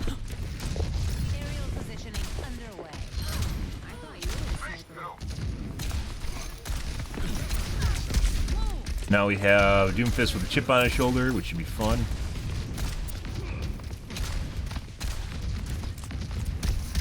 We're gonna have to double back when Widow shows up again if she doesn't insta-kill me.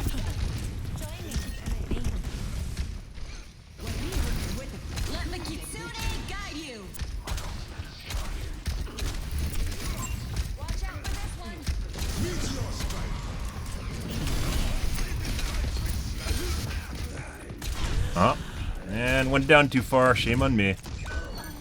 No. Spam it. Got one here.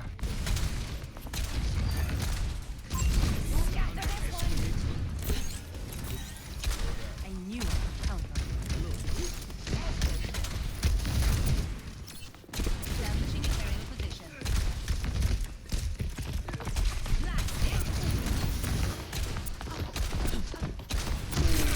No.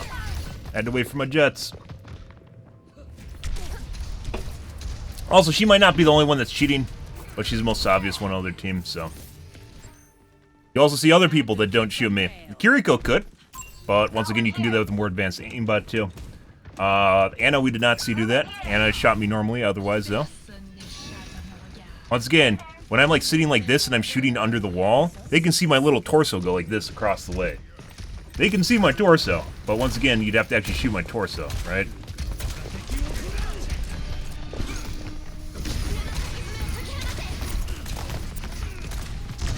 I expose my top half. There we go.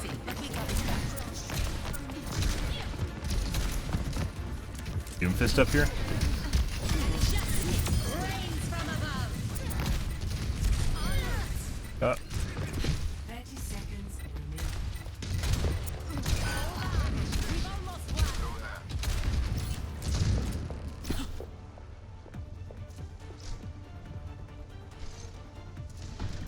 Watch out for this one. We'll see what happens there. The best response I got to that was, it's a weird angle. So. Don't give these suits to just anyone. Good. No.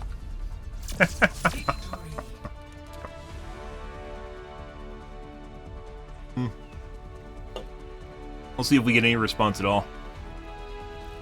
Play of the game.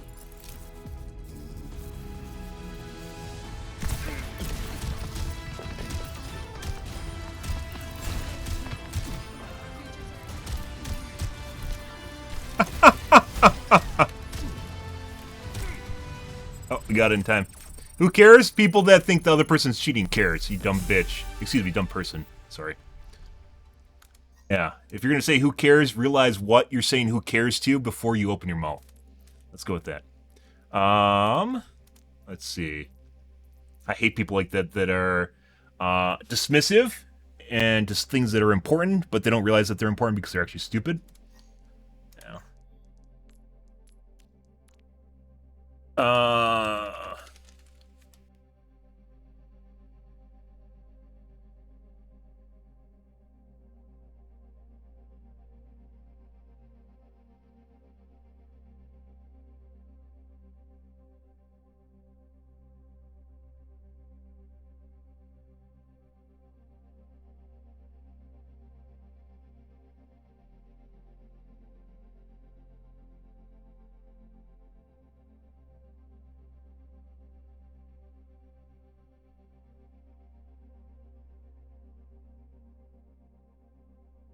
That guy is 100% cheating. There are very few aimbots that will pass that. Once again, it's more difficult. Just like programming a projectile aimbot is more difficult. They could 100% program it so it shoots your head, chest, or your dick. Basically, is what it amounts to. Because if you shoot between the legs, there's definitely a lot more leeway to miss a shot because you can actually shoot through people's legs.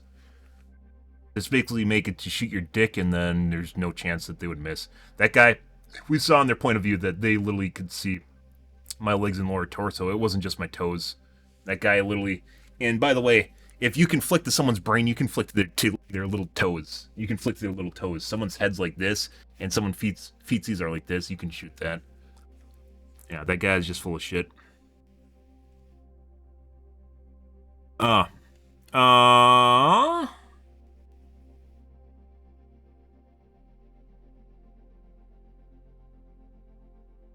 60% headshot will one charge. So there's a linear relationship between damage. The longer you charge over 100% means it'll ramp up to 100% damage from 0 to 100, right? However, they can program this to be a logarithmic curve, meaning instead of being a linear damage increase over time, they can program it to be like this. And if they haven't already, they should do this. So it means if you spam a shot like below 50% of your charge rate, it won't give you 50% of damage. Instead, it will give you 10%.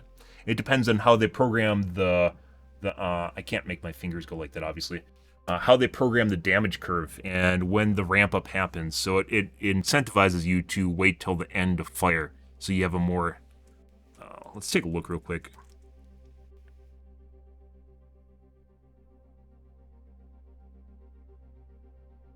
More reward for time waited, risk reward, and you can't just spam. It goes from 12 at 0 to 120 at 100%. So it looks like it's linear.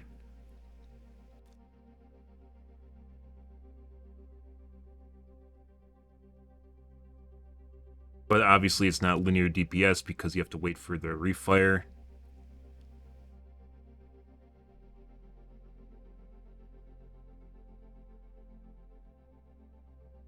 Yeah, base damage is 12 and scales linearly to 120. I don't know if you said that. Reading off the wiki right now. Yeah, so it's a linear relationship. They 100% should change that to logarithmic. They haven't. I thought they did, because it'd be smart. A lot of games will have a logarithmic aim for, like, a charged sniper. Where it rewards you, basically, for waiting it out, rather than just being spammy like an assault rifle based on the charge you want.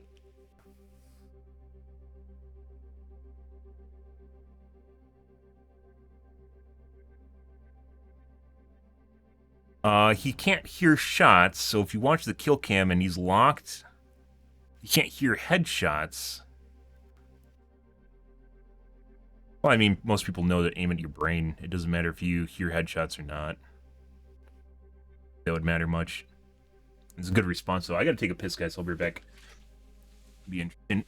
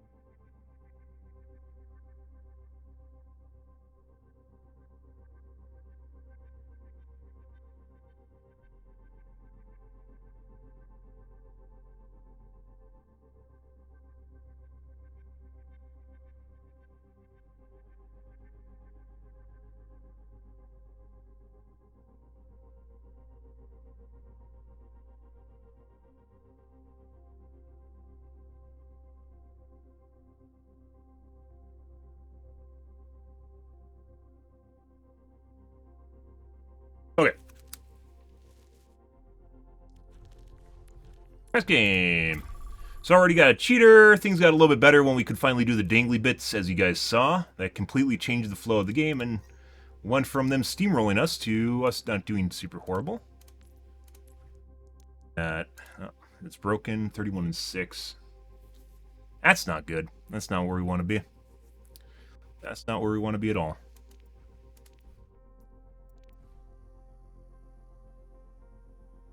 Like I said, things felt pretty good up until maybe 2 days ago, game-wise, but it could just be the death throes of my CPU. Don't know. Traveling to repair your defenses. Select your hero.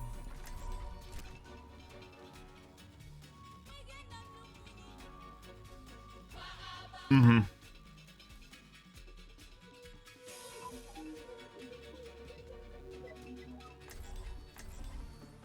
So, even though this is Ord 1, this is Chicago, so even though my ping is higher than normal, I should have like 6 MS less, 8 MS less right now. Still not that terrible.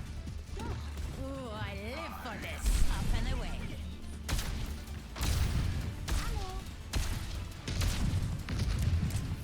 Hello.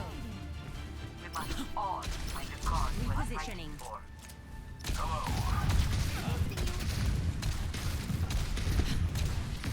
Good leadership makes all the difference.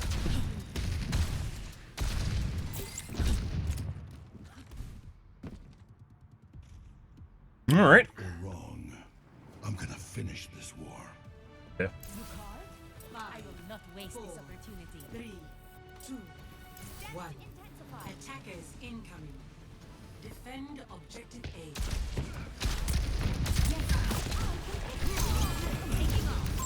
Enemy here.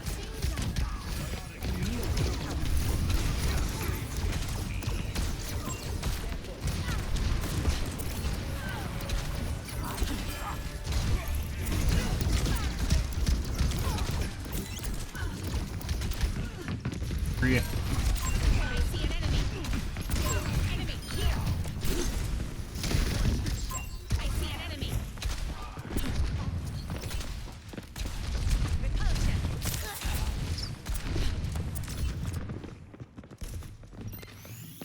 System repaired. We were gonna do that. Enemy here. What the fuck are they doing? Where's the rest of my team?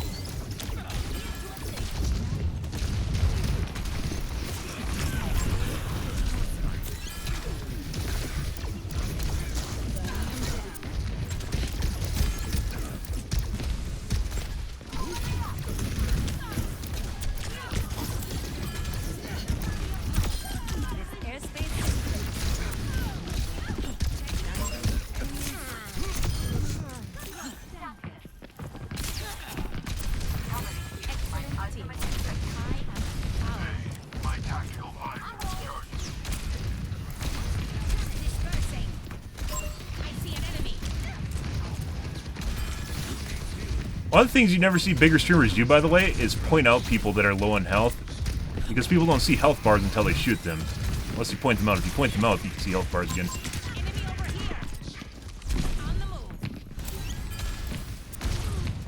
Made that. That sucks. Buddy.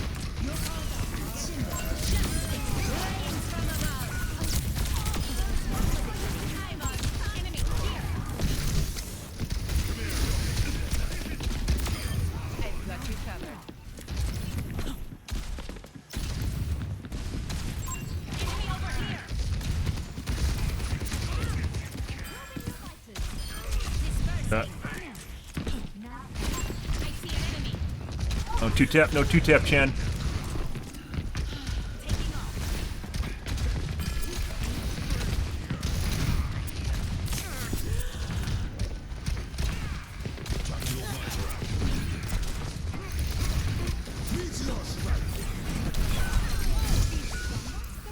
Well, they all died.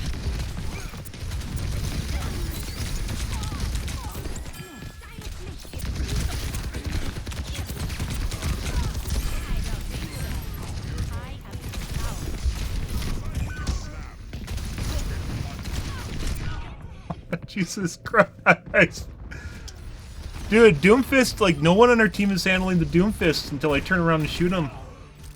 And I'm shooting at the team to keep them from running over our team. Which, I'm dead now, so now they're running over everyone.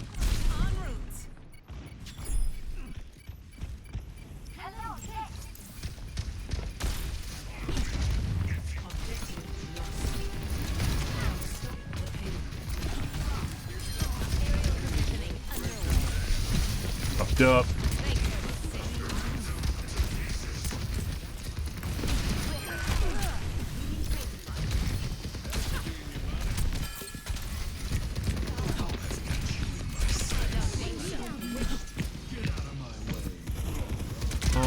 I should have went in the door there. I didn't go in the door. I thought there's something to hide behind and I was exposed.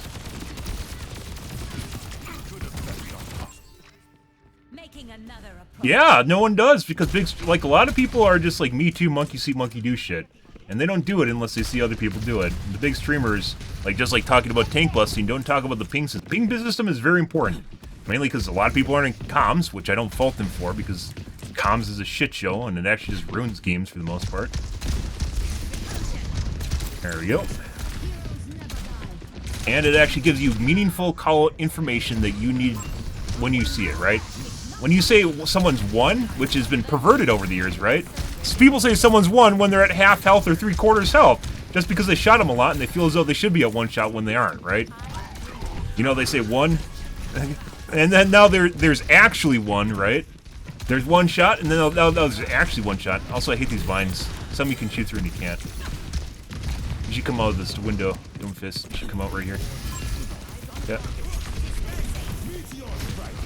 Probably gonna land on me. No.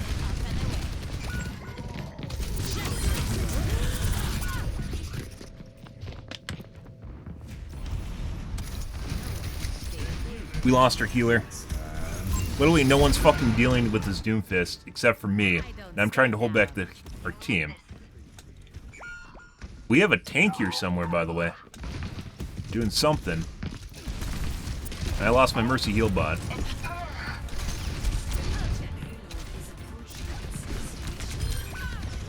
And now they have their way with me, because I'm the only one on the team doing something, which is why they're trying to single me out. Mm-hmm. Okay, my head's in the game. Thank you. Yeah. Killing tanks is important. Very important. McCree? No, it's not. Hey, look! There's a Mercy there, too.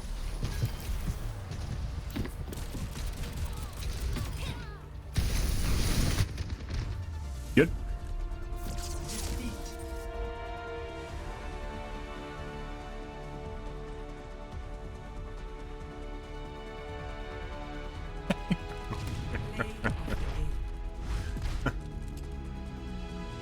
Huh.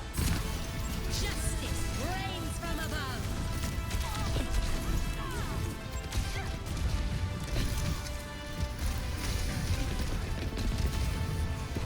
I healed the good players. When you can't play, their entire team's trying to kill me. I am literally the fucking team. You moron. Which is why they're focusing me. They're focusing me because I was the threat, not because I'm the shittiest person. They're focusing me because they have to kill me so I don't kill them. That's the way it works. Jesus Christ, people are dumb. Either they're dumb or they're intentionally just misleading just to make themselves feel better. I heal the good players. The fuck does that mean? The moment she stopped healing me, we got ran over all the way to the end point and we lost. What the fuck are you talking about? I literally mentioned that. The moment we stopped getting heal bot, we lost. There's a relationship there between my performance and the team's performance. Weird. Also, I wasn't saying that because Mercy had to heal bot me, but rather because Mercy, that's how we were winning, was because Mercy was heal botting me. Hey, Jesus Christ. Can we make correlative relationships, or even just direct relationships between what's happening in the game? And I don't know what the fuck our tank was doing. He just got mowed down over and over again. Like, if a Doomfist is bullying people, then one of our other DPS could have went Tank Buster, instead of just waiting for me to queue the tank, which I did, I think, twice. I killed the Doomfist. I think once, we got ran over for basically the rest of that match there. We're fucking stupid. It's not, like, there's nothing wrong with maybe, you know, not being the most intelligent crayon in the drawer sort of thing, but, like, when you think you're right, and so much so that you just aren't willing to second guess what you're saying, yeah, there's something about confidence, too, but... Mind the gap. Pair? Pair. Oh, Pharah? I mean, there's some that take it seriously. I just want heals when I'm playing Pharah, especially if there's another DPS that's doing well, or even a tank. I don't need a fucking heal bot.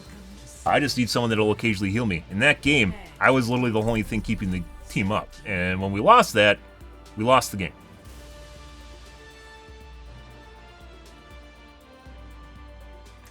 There's 4 people trying to kill a Doomfist, and they couldn't manage to do that, and that is absurd.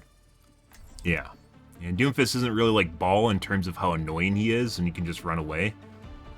Like, he could have went Bastion, the other DPS could have went Bastion, Reaper, Sombra, like any of the tank busters, Symmetra even.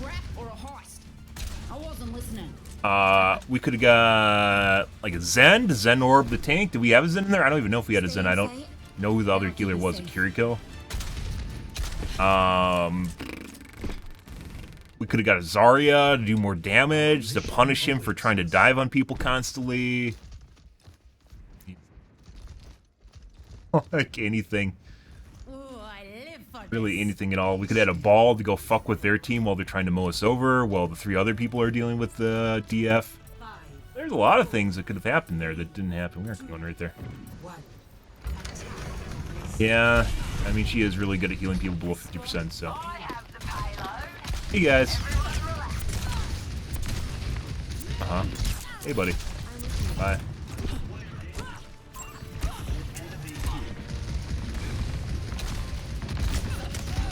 Up top. Genji's there. Hey, buddy.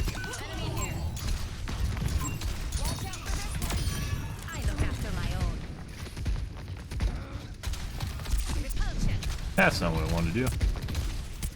It is incredibly difficult to kill people now, though. They definitely need to get rid of that at some point.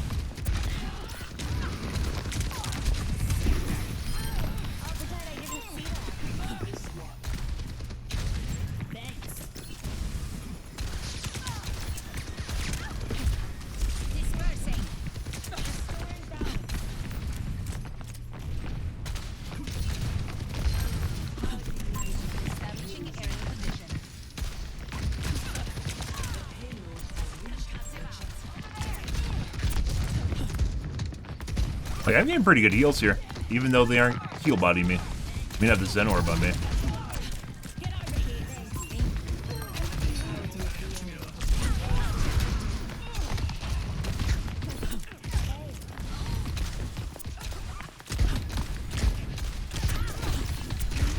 Put a tank here somewhere.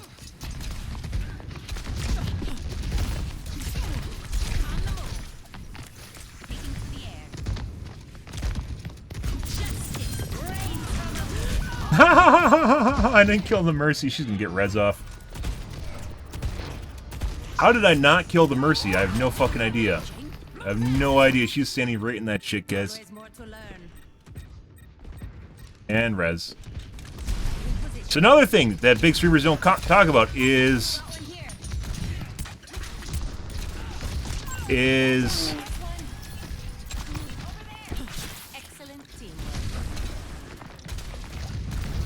stopping Mercies from rezzing. That's a big deal. That's like killing 2 players is when you kill a Mercy that's rezzing. You kill the person that they're going to res, and you kill the person that is rezzing them, which is Mercy.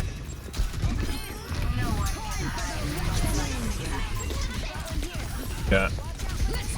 Mercy's angry about something.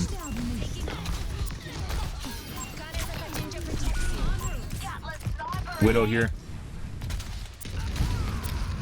God. Mercy's just fucking healing whatever I'm shooting at.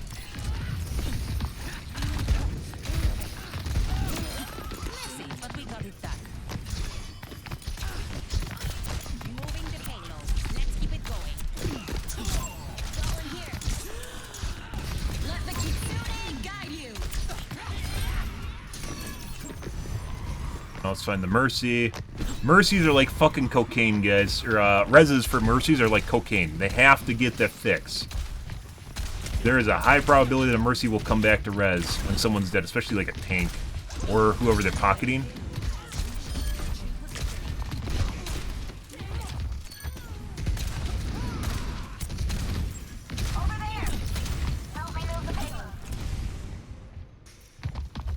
Hit me. Hit me. Hit me. Okay.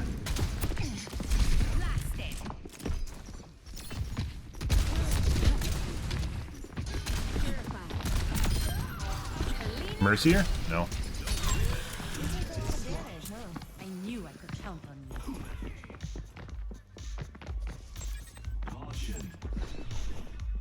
Okay.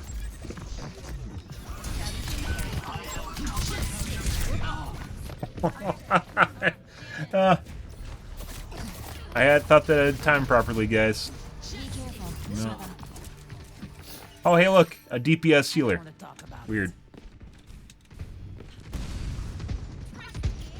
Yeah, as I mentioned before, it feels an awful lot like the further away people are, the less damage they take. And not just the distribution of missiles. Not just the distribution of missiles. There's something weird.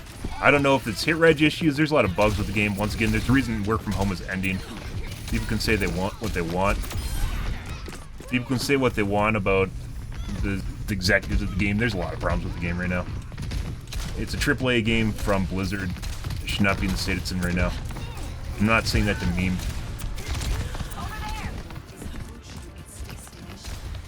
Buddy.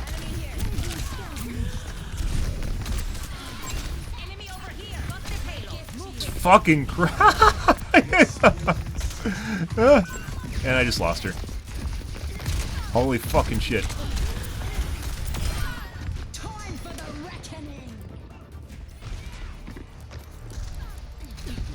And part of that is obviously FPS, but another part of that is definitely my monitor. I fucking hate my monitor, guys. Yeah? I mean, you guys saw how close I was to that Mercy, right? Like, she was literally right next to that Genji I exploded, and I had time to swivel to her, and she survived. A bit at, like, 8th health, but... At 8th, I'd say.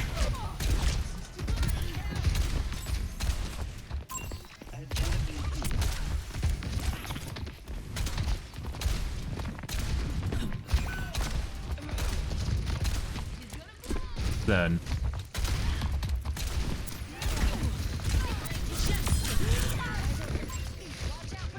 Many people there.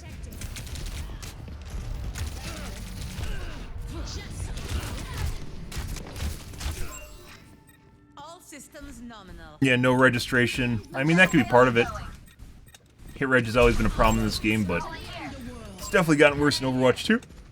McCree's and Ashes have a lot of problem with it. And cheating ones, they notice it all the time. Right.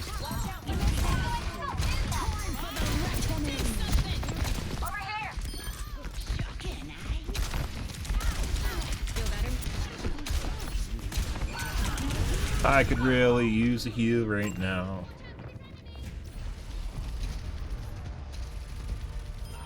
I mean, the game shouldn't have problems with that. 60-tick servers too. Returning to battle. On the move. Over here! You can see the ping indicators popping up all the time. I don't know if that's my connection or the game.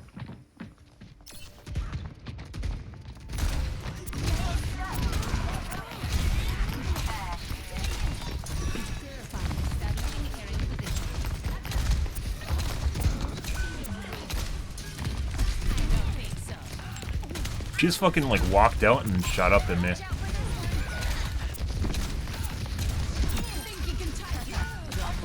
Mercy wants to res that shit.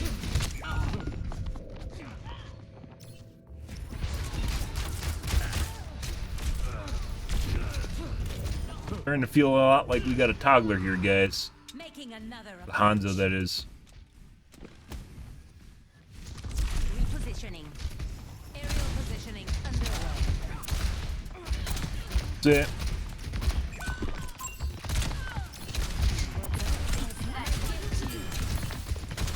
I will not waste this opportunity.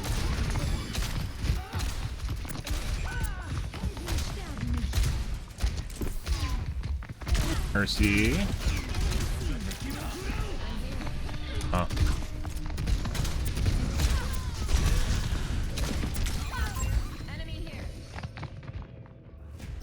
That was the Hanzo once again.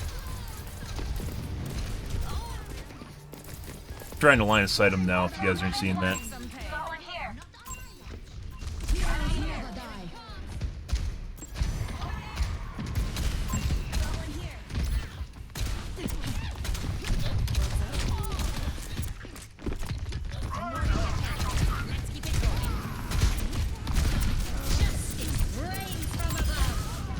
Christ, where the fuck are my missiles going?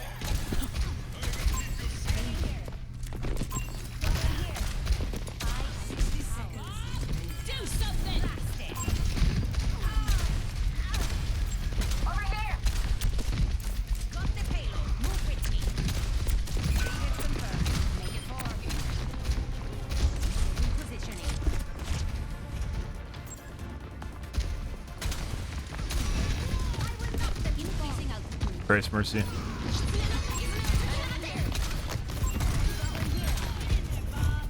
think we need to kill the Mercy. Pretty sure he's cheating?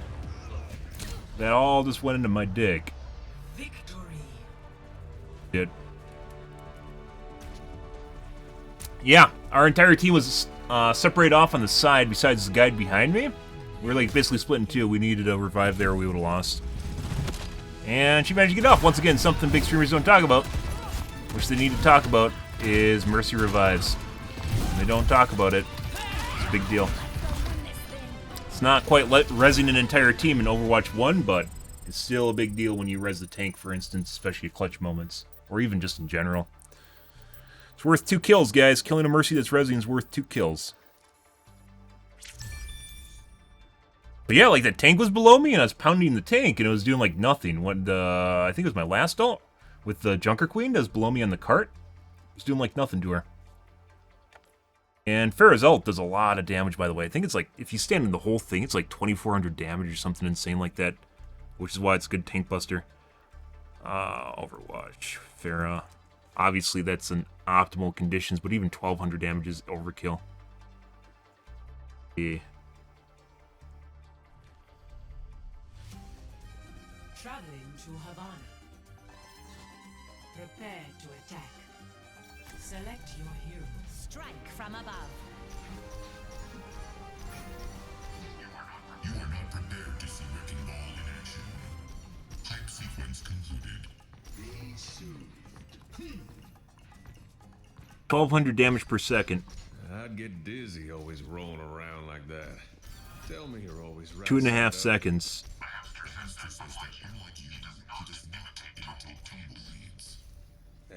You can do up to 3,000 damage with the ult. Yeah, that's a lot of damage. That's a lot of damage. That's even more, obviously much more ridiculous than even Bastion in tank form. That's an optimal situation. So even if you get hit half the rockets, that's still like 1,500 damage. More than enough to overwhelm a Mercy. Or anything that's happening. You can even kill an Ana. You can kill a tank with an Ana ult on it if they're standing in the middle of it. Not really a problem.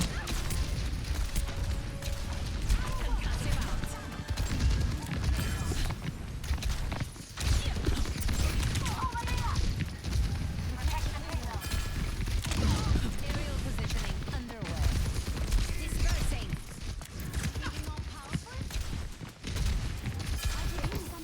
Probably gonna get. There he is.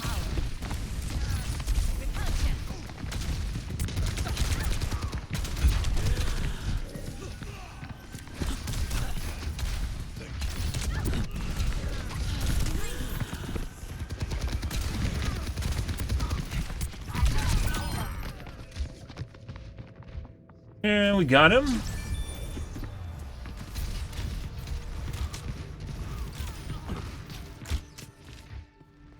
All systems nominal. Yep. I mean, most people, you can see it. You can tell when she's behind a wall rezzing, right? Like, it does a huge animation.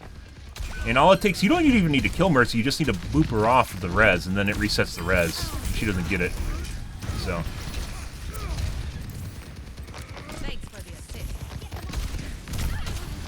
Anna. Enemy seen.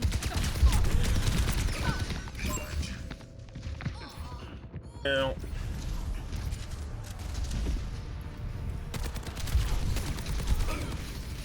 There might be something going on there. One of the hardest things to aim, by the way, guys, is when someone's right above you. If you guys didn't know that. Repositioning.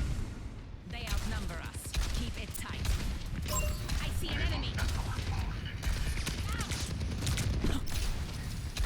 Because it fucks with your Z-axis. When you look straight up and like try to turn around, it really your ability to flick targets that are directly above you is very difficult. I have power. So you have to go around your Z-axis.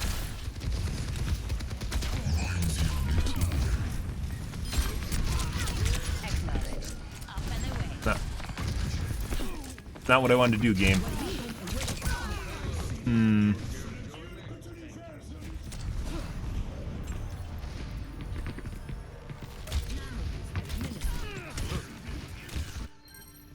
Always more to learn. Ball should be all over the soldier? I don't actually, it's... When all this shit's going on, it's tough to keep track of what Ball's doing. Ball's doing ball things somewhere. Supplying damaging. I will not waste this opportunity. Baptiste here.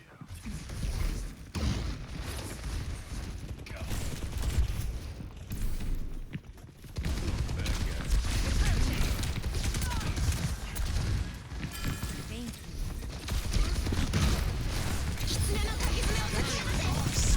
Oh, God. Help here.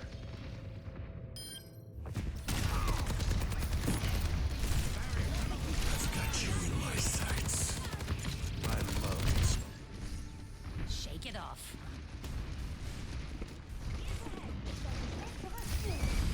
I am power.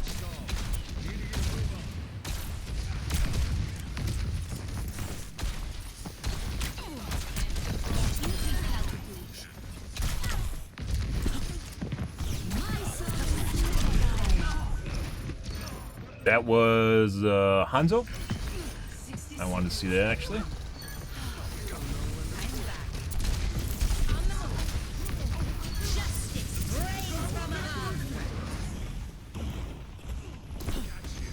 I will not waste this opportunity. Now you see me? Now you don't. Concussive out. Up and away.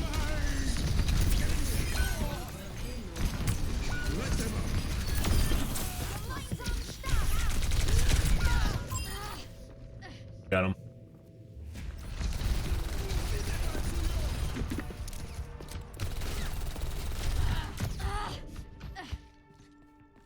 I mean, I mentioned this before, Ball is basically Genji. He's a tank Genji. Positioning. And even if you're not bad, he's just difficult to play.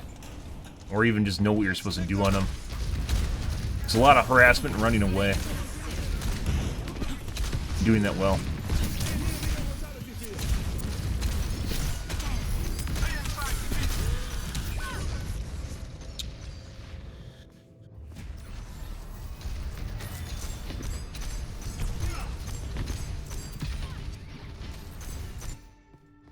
Let's show him some air power. On the move.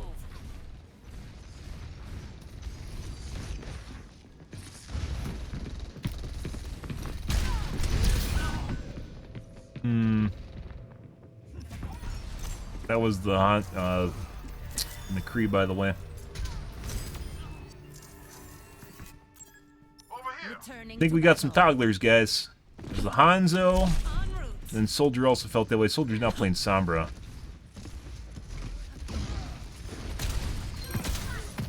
I will not waste this opportunity.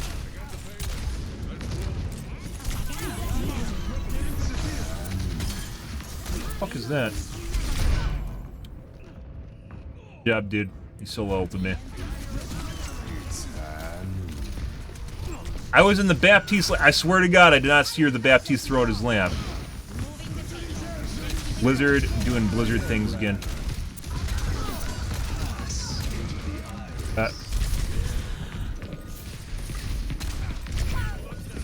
Pretty sure our McCree friend here is cheating now.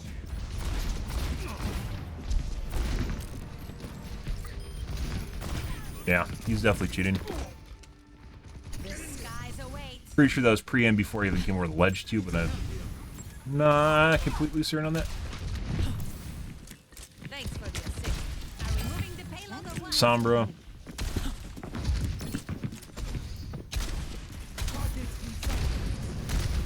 Scatter. 60 seconds remaining. Freeze above us again. No. Fuck off. Round goes to me. Got the payload. Move with me. I hate when it does that. Like, I can't actually, Taking off.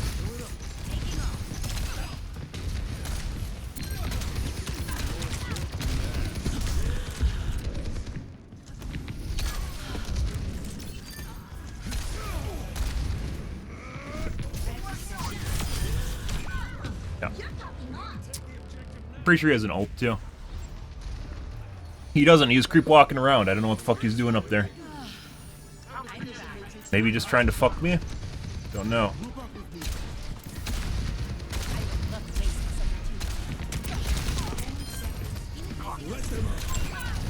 Yeah, he's just fucking one-tapping me now. Headshot. Good tap. Good for him. Making another approach. En route.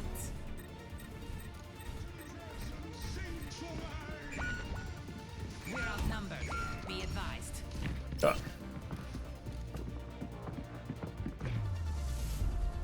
Alright. Let's report. That is this guy. Oh my god, level 4. That means he's good. Play of the game.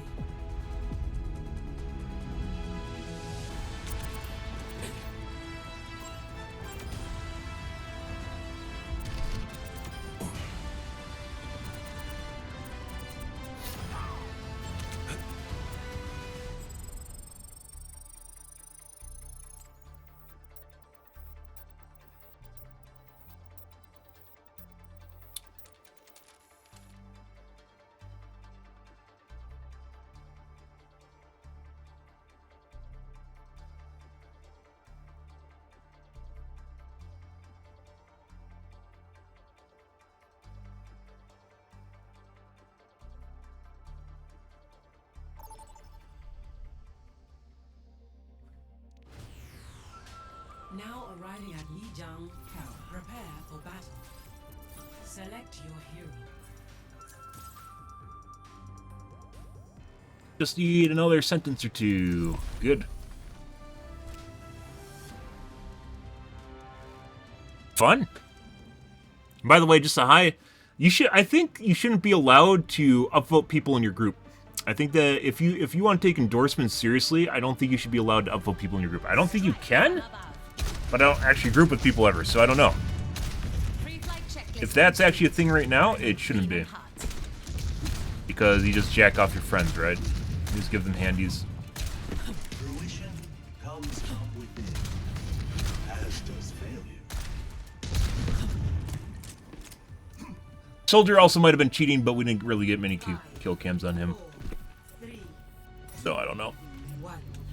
Round 1. Just the toggle McCree. Don't waste this opportunity. Call. Knock 'em dead. Aerial position. The Enemy fair up. over here.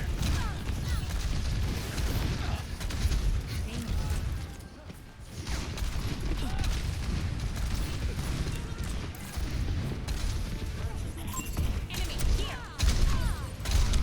That second one definitely felt like it hit him.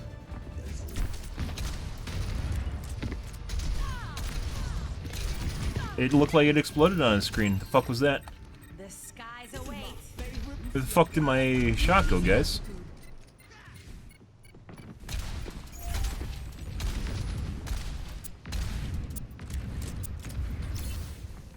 Thanks for the assist.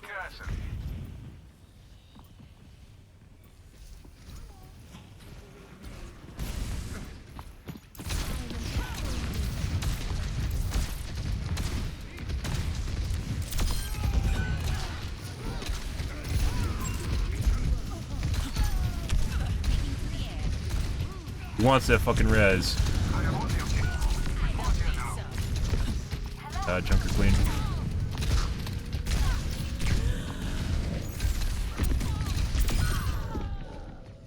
Fuck off.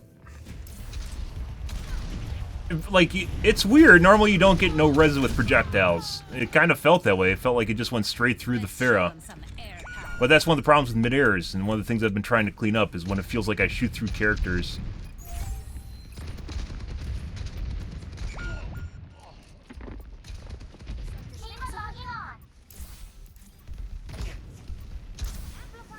I will not waste this opportunity.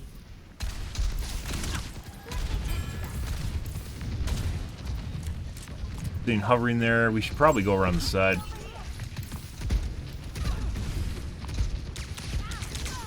Jerking off on our side. We're in a bait. Form up on me. En route. Time for the reckoning. Securing my objective.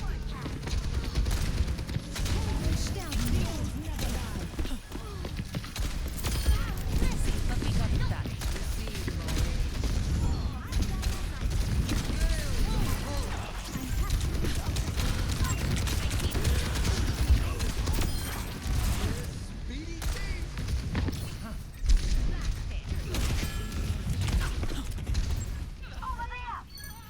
Ha! I've never heard that voice line from Lucio before. That's like insult to injury right there. Hey, buddy.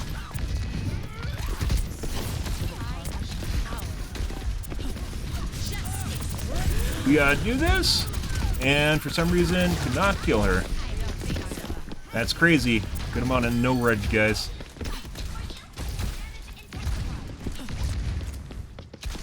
Like, she shouldn't have been able to survive as long as she did while standing in the middle. Ah, the anti-diva begins, or the anti-Pharah begins. Why doesn't ours do that to theirs, guys? I don't know. That's kind of weird. It feels an awful lot like their team is a lot more anti-Pharah than our team is.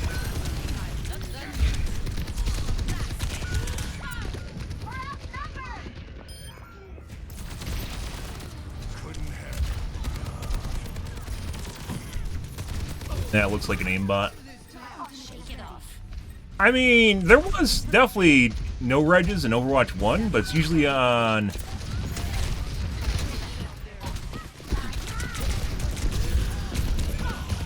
It's usually on the hit scan. Soldier and McCree. Mainly McCree. That's definitely an aimbot. You see him just accidentally lock onto me while trying to shoot the Lucio. It's 100% an aimbot. I think we're gonna be able to make this, even if I go straight here. Someone else got me.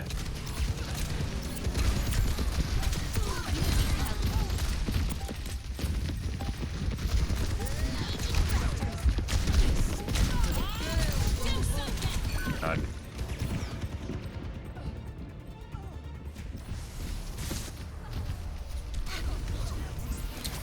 Aim's not looking too good today for some reason. Good. Okay, my head's in the game. I don't think we've gotten any 50%ers today either. We're in just low 40s. 11% here, Reg.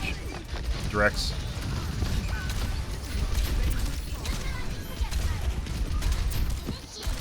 We're just going to use this up, so otherwise I'm not going to be able to. I better be able to kill her. Okay. Good. I like how their Pharah, by the way, wasn't doing actually that horrible, all things considered. The moment she died by falling off the map, she just switched characters. I don't know why, but she did. There's a lot of people that insta-swap, you know, putting aside the fact that I probably should swap on occasion, there's a lot of people that will insta-swap characters the moment that they just kind of do something poorly. And it's actually pretty weird, to be honest. But I guess that's what you're supposed to do in Overwatch 2, just swap whenever something tragic happens to you.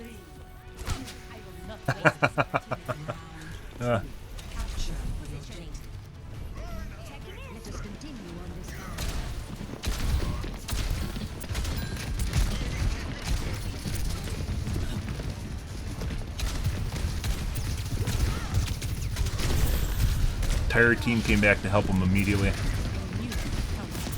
Wow. Good comms, guys.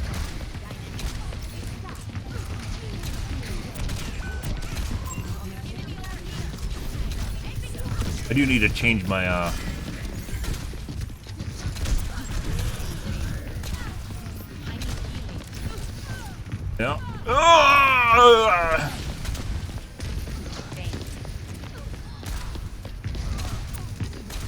Your healer.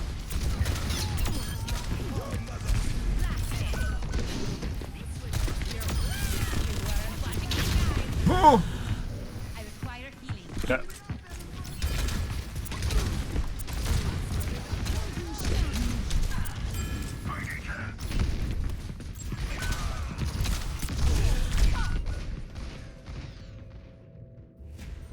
That is that the soldier?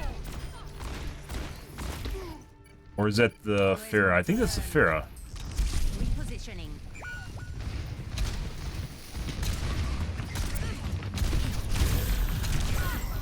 Uh-huh. And it looks like he's cheating as well.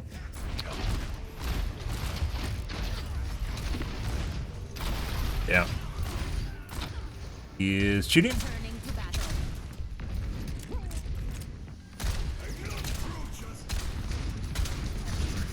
I didn't even know you could go out over here. What is this? What is this? He's definitely cheating. He's trying to fucking specifically kill me in the back. Behind everyone else. He just shot at me through the wall. Oh, what the fuck is that? That is an ego pissing contest if I've ever seen one. That is not the optimal play right there. Uh-huh. Yes, when in doubt. He's still trying to do it. He's making gross misplays to try and kill me. That's hilarious. I'll show him good. I'll show him good. And pre-aiming through walls there. Yeah, so he's definitely cheating too. Repositioning. I'll show him good. He should swap off Pharah, because I swapped off Pharah.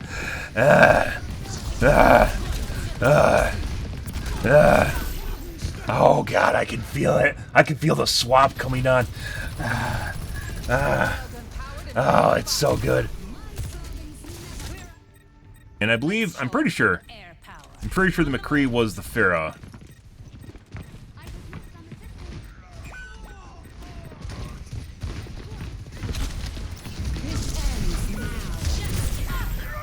And we just got insta-killed by both the Sojourn as well as McCree at the same moment. You can't even shoot not at the person's head or chest, if you guys just saw that. Like, you could shoot the wings on the Mercy or the backside of the Mercy, and instead he's shooting at the guy through the wall. The chest and head through wall.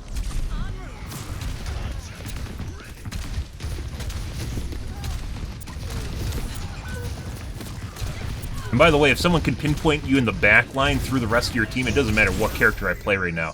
This would absolutely in no way, shape, or form matter what character I'm playing. I was behind the entire team, behind the tank, behind a Reinhardt, next to the healer, and this guy is pinpointing me out of the back line. Like, it literally doesn't matter which character I play. That would have changed nothing. So these guys are like hard toggled at this point. It doesn't matter. So this is a loss. So apparently they got pissed off at some point and just toggled. So, go. Once again, just shooting me out of the back line, picking me out of the entire team. I'm right next to everyone else right now.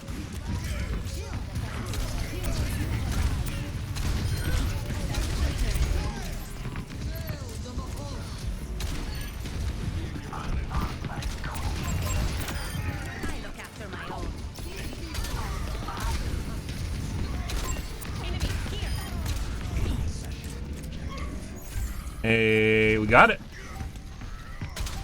I lied. Look at us work together.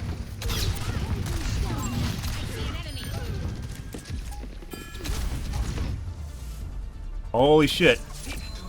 Good for us. They showed me good, though. Did you see them picking me up behind everyone else? You see how good they were picking me out behind the entire team, behind 3 players that are in front of them? Did you see that pinpoint accuracy? Oh my god, they countered me hard. Yeah, meanwhile, I could have played Reaper, I could play Soldier, I could play... Bastion has a big hitbox, so he doesn't really count. Symmetra, I could have played anything else, and if you can do that against any of those characters, like against Pharah, you can do that against anyone else. Because I was not flying, I was not overly exposed, I was behind the entire team. That is 100% ego cheating right there. Because they're trying to get me to swap. It didn't matter what they did, they were trying to get me to swap. So let's make sure that we have the names correct. So Soldier was the Sojourn, and McCree was the Pharah and Junkrat at one point. We're gonna take a look here. Both were cheating. The McCree was definitely trying to shoot people through walls. The Soldier mistakenly snapped to the wrong person while he was tracing. It was either me or the Lucio. He snapped the Lucio while tracing me, or vice versa. Take a look. I don't normally look at replays, guys. We're just gonna make sure we have the character names right. Now arriving at Lijiang. Pharah versus Pharah generally is not fun. I mean, if you're cheating, it is.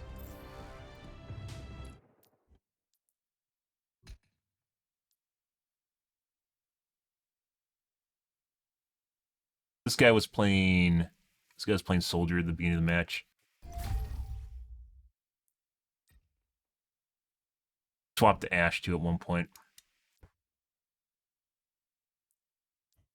I guess he was playing Junkrat here. I didn't even know that. Oh, the matchmaker just messed up. Ready for battle.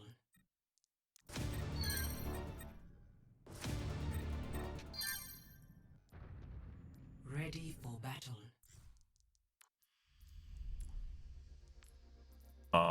So this was Soldier.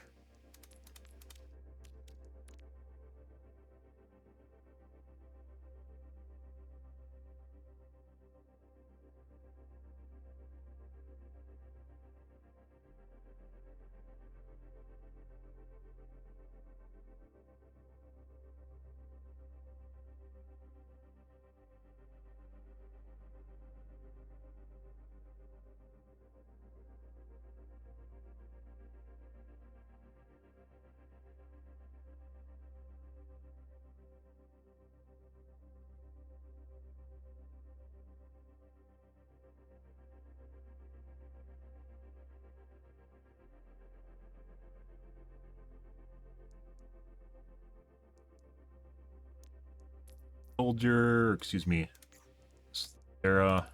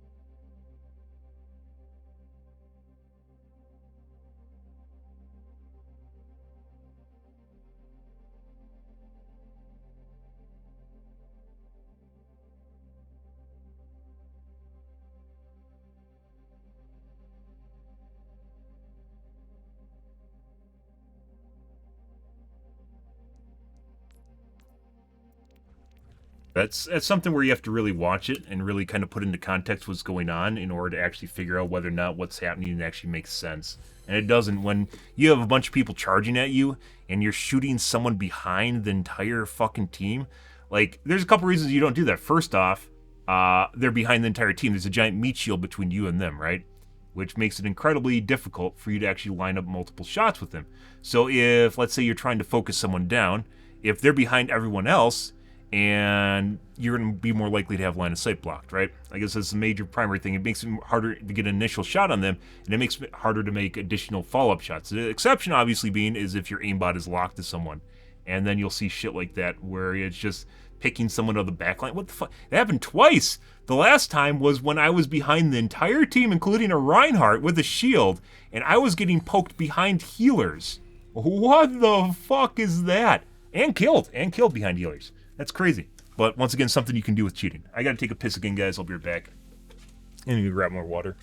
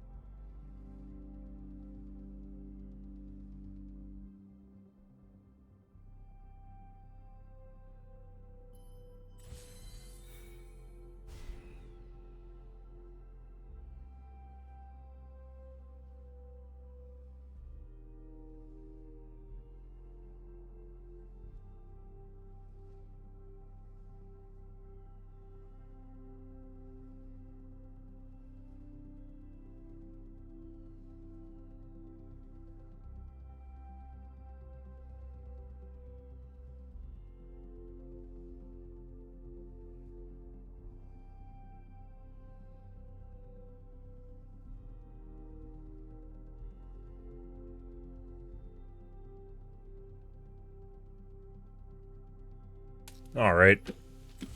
And very Farah versus Farah is very, very, very stressful. Hitting those two direct shots, especially when it's worse too when it feels like your aim's on and just nothing happens. And we could actually check out what happened with that one shot. It felt like it shot through him. My screen, it looked like it did.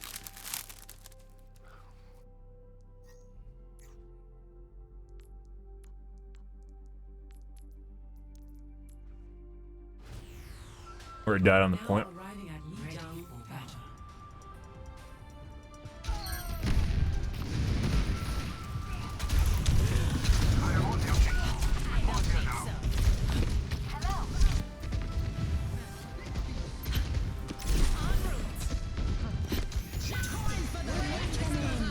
Is this it?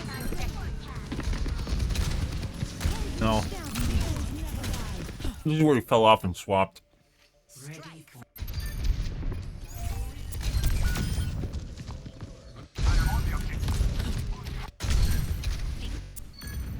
Thanks for the assist. The sky's away.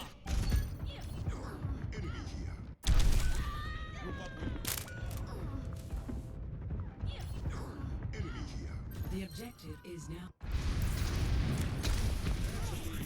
Enemy here. Right there.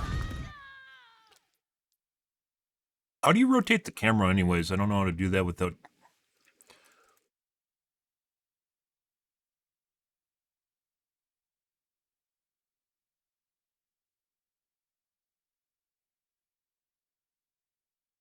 Can't rotate the camera if you have the settings bar up and to close. With it open, you can't. Wow, that's... Yep. This is why work from home's ending.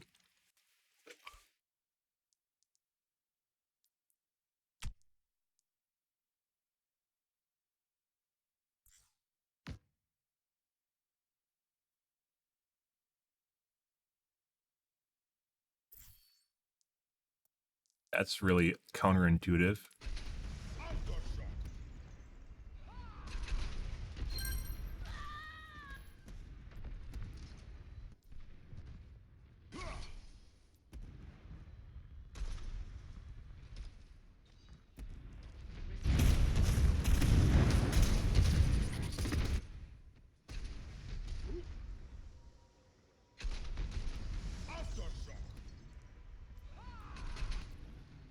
Shot to the left of him. Not even close on the replay cam.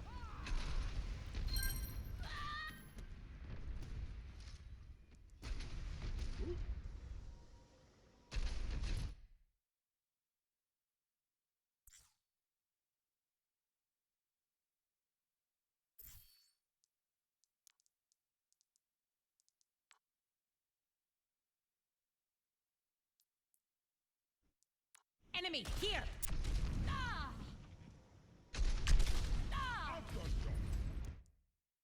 Literally 90 degree to the left, aimed at the light. When I flicked, it didn't feel that way. There's a little, we're just doing some review here, guys, just out of curiosity, because you don't always get into situations like this where you're wondering why the fuck it's, what the fuck's going on. Is.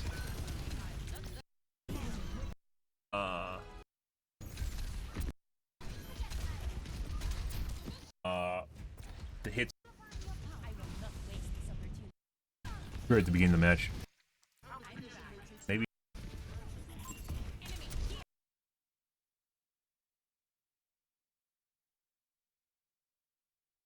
Must be at 90 degreed. Register. Also might have been just the toggle McCree. Definitely shot 90 degrees. Me, it didn't feel like I was shooting 9 degrees.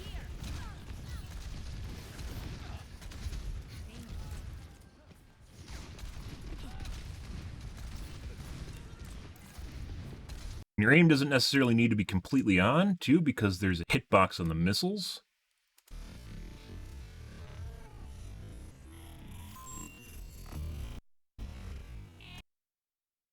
That one, I mean, you can look where I'm aiming versus where my missile's coming out. That's pretty insane. All right, so this is the trigger delay I keep talking about. Which, if it's consistent, isn't necessarily a problem. It's when it's not consistent that really fucks you up.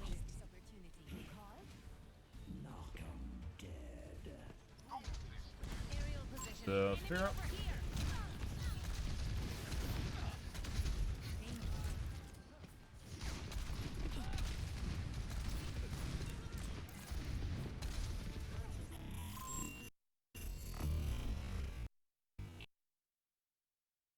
That's where I was aiming when I fired, and look where the rocket's coming out. So I was shooting there, and that's where the rocket came out of my gun, right? So imagine if you take this amount of distance here, this amount of distance, and if you go the opposite direction, in the direction the person's going, you expect there to be this amount of lead, right? So to me, for as far as how intuitive it feels, if I'm flicking, I have to lead. If he's going this direction instead of this direction, I have to flick over here in the same amount of distance, right? And then obviously, there's also a hitbox on the missile. And it looked like it just hit his head, and then it exploded on his left shoulder, which also doesn't really make sense. But putting that aside, you can see his leg coming down here. So this was definitely overflicked. You can see the missile coming out in the light. So I just overflicked on him. Still not the same, because when I was aiming at the light, the missile came out while basically I flicked to the light. Whereas before, you could see the delay between where I clicked the button and where the cursor pointed when the missile finally came out. And I don't have a fucking high ping either. I think this is like 30 ms right now. I shouldn't be doing shit like this. If I have a reflex analyzer, I'd be able to like look at the footage and actually not necessarily compare the input chain, but I could actually look at the time difference between when I push the button and when a rocket comes out, which is really what I'm interested in more than anything. I mean, obviously I'm interested in input delay and what my computer's doing, but I'm also interested in how fucked up the game is and what's going on here. Okay, let's play another game here, guys. But yeah, that guy was clearly cheating at the end. I didn't think he was cheating up till that point. I just thought he was a relatively decent Pharaoh. He got pissed off, apparently, when he fell off the map, and that was the final straw. That's when he had to go sicko mode, guys. It's when he fell off that map, and I was giggling at him, because apparently you can hear when I giggle at him, which doesn't really make sense. No. Unless he's watching my stream. He wouldn't do that, right? I wish this game in anonymous mode.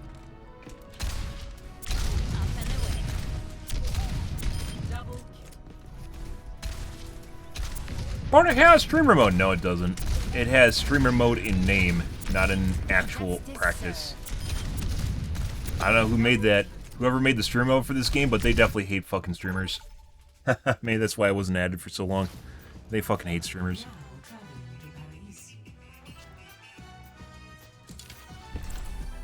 I mean, there's all different sorts of things you could potentially do, too. Like, if you wanted to, because you already have to associate your Overwatch account with BNet if you want to have drops on, right? You can just make it so the game it knows when you're actually streaming, because of the association with Twitch, and it could only allow, let's say, streamer mode for actual streamers, right? If they really want to. Not that they need to. They could tell if you're streaming and or if you are a streamer. Depends on how restrictive they want to be on it. But I honestly think the game should just have an anonymous mode. You shouldn't have to stream to actually have an anonymous mode. People shouldn't need to know who you are. The only reason people need to know who you are is if they want to harass you. If you want to hide who you are, people have no need to know who you are. And if you are harassing other people, reports can obviously tell the staff who you are. It doesn't matter what your name is in-game.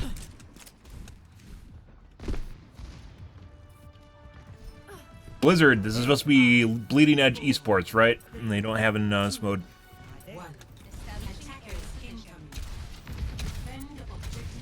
No one would ever stream snipe. It's like we're in... Oh my god. At least no one died just now. Oh. That's always good.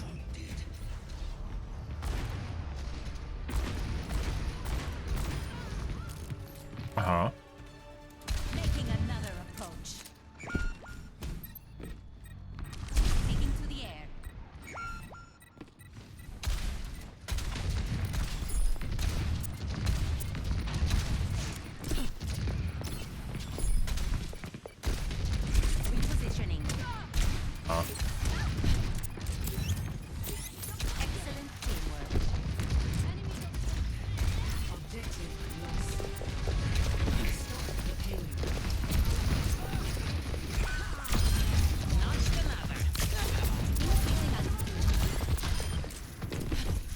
I don't know where that Widow is. There she is.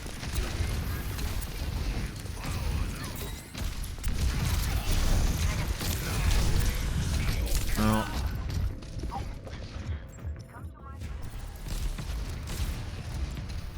Did Anna just stop healing me because she didn't like how far I was out? Oh, she's back there. The skies await. It's kind of funny when you start keeping track of like other things that happen in the game, like in MOBAs where healers expect you to not pay attention to what they're doing, and you can totally tell when they fucking kill you. Like they intentionally try to kill you. It's pretty easy to see. Heroes never die. No one can stop me. It looks like we have a pre-made that's memeing. Good. I'll be right there.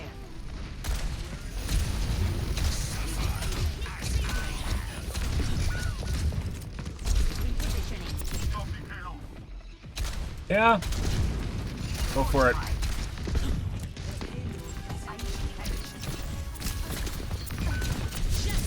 Don't have the angle. We still killed her anyways. Good.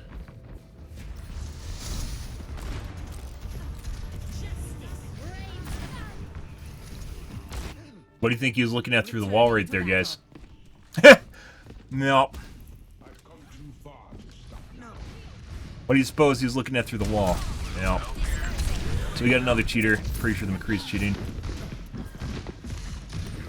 Like the final bit of my health. That'd be neat.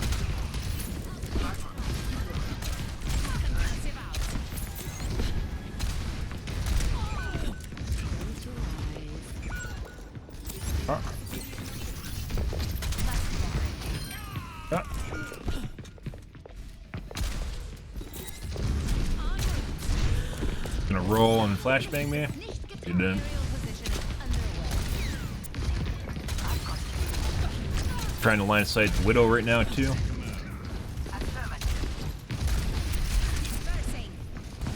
You. Missing a lot of shots now. He's still hitting some. Oh.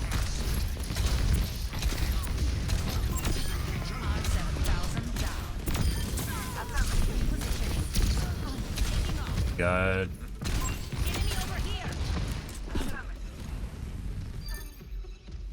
Oh, got her. Good. Yeah, have a good night, dude. Enjoy your evening.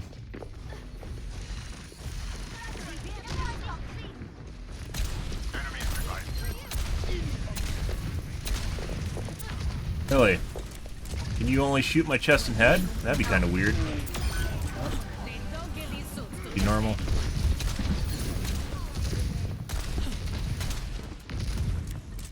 Kree's not, though.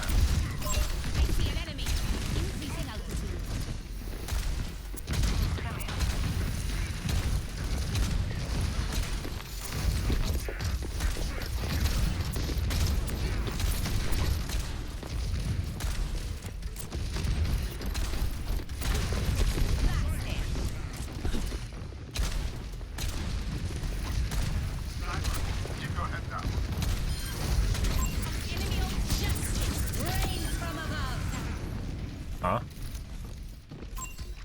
Why would you kill me? I'm the tank! What do you suppose our McCree is doing? Is he just like sitting in back fucking shooting a wall or something? Not really doing much of anything right now.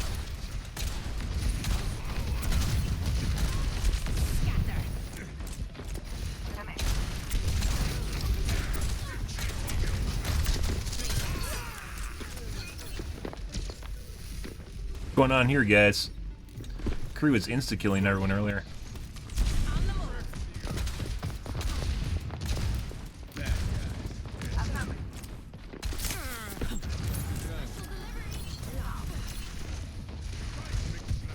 This is kind of weird. What happened to their team?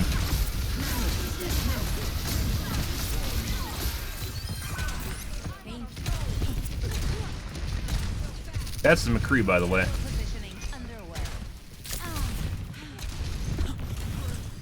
This is kind of weird.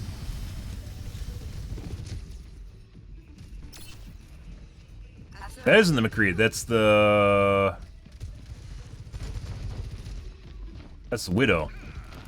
McCree is playing Sombra right now. Doing something somewhere.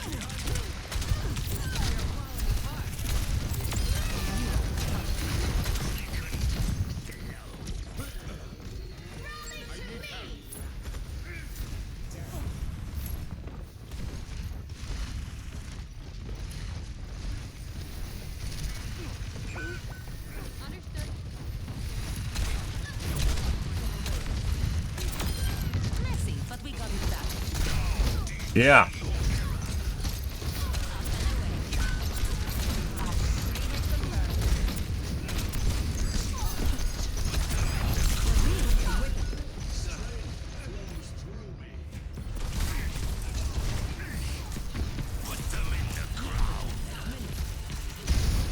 Yeah. The skies await. Pretty sure he just went off in corner and started shooting shit to lower his accuracy. That's pretty hilarious. I guess he picked a character where he's not looking like he's doing anything, so he can lower his accuracy. That's pretty funny. This ends now. Okay. You got me. Congratulations. He just tried to shoot someone through a fucking wall. We're gonna go back and we're gonna look at a replay and we're gonna report that guy if we just saw him shoot the fucking McCree through the wall. That was very weird. On the move. Helping you out. Sorry, man.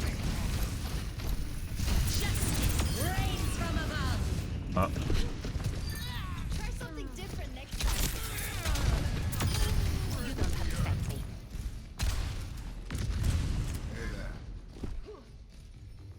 Hello there.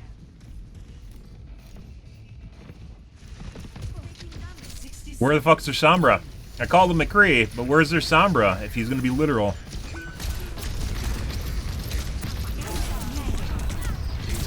Oh my god, he finally showed up. Wow.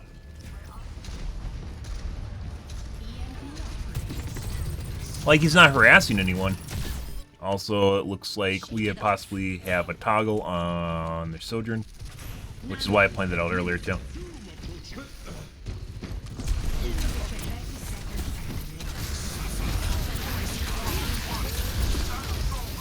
I don't know if we'll be able to get out of this. There we go.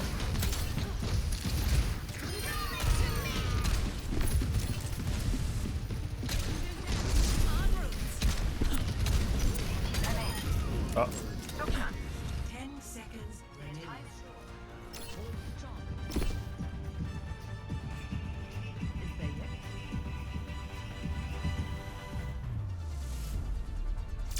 Victory.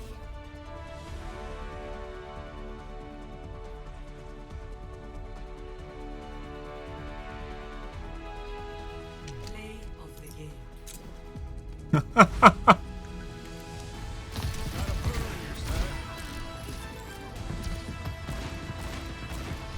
He fucking misses every fucking shot. What is he doing? What the fuck is that? Die, why play? So he just wasn't playing because he definitely was doing really fucking well on McCree. And that Pachi there, we just literally saw him miss every single fucking shot on everyone. While basically flicking to him, which is also very weird. That is hilarious. He definitely killed our entire team at the beginning of the match, though. Even if the Pachi looked that way. So what I want to see here is I want to see...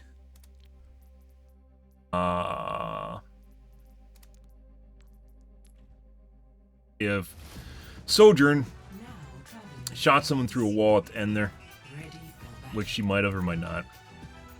And obviously we didn't see anything for the majority of the map, so...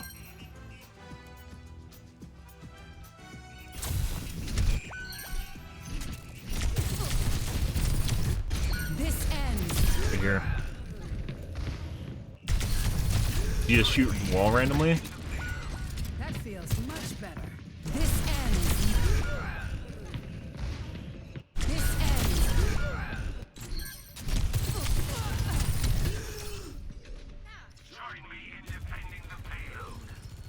McCree there.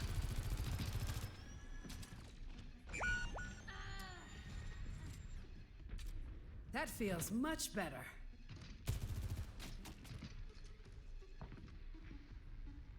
This ends now.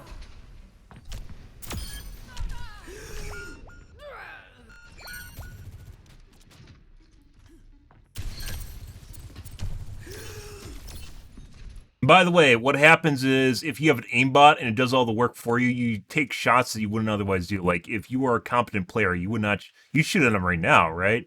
But when he goes behind the wall, you're not going to fucking shoot the wall. And it's not like a knee-jerk thing where he's tracing him and he goes behind the wall. He snaps to the guy behind the wall and then shoots at him behind the wall.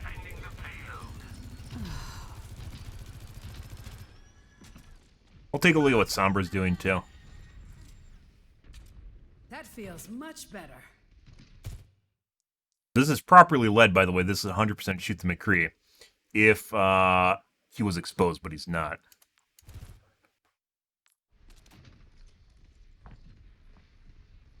This ends now. Up until this point, I didn't think this guy was cheating. That right there is why I thought he was cheating. And then let's see what this guy's doing.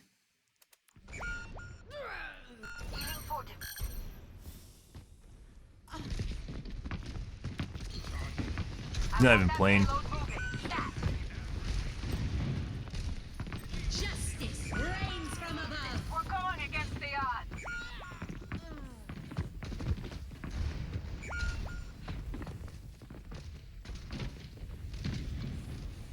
This is after I pointed out he wasn't doing anything, or that he was completely missing. When does he switch off of McCree? Right here?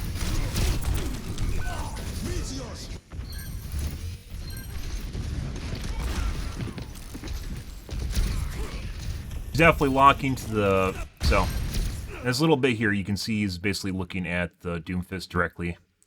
If you were holding a line of sight, you would not be holding here, you'd be holding right here, right? This is something that's pretty common with really shitty cheaters, is they'll stare directly at people through walls. What he was doing there. And I think he did a little bit earlier, too. We aren't going to go through the whole replay. Do you see that guy prior to him coming around the corner?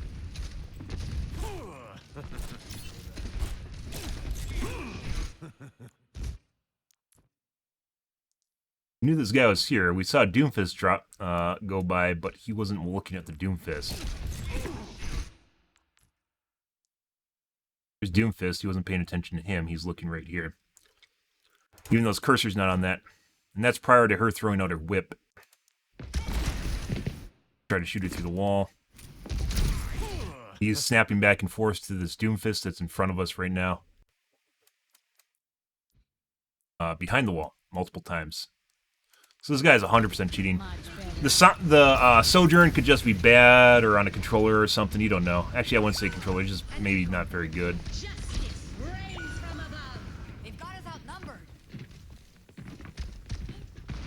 And I guess this is where he gave up. Let's see what he's doing for the rest of the map.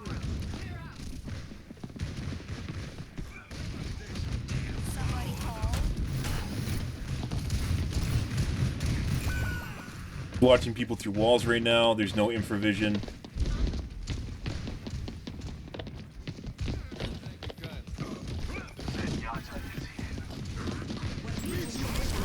Doesn't respond to sound properly.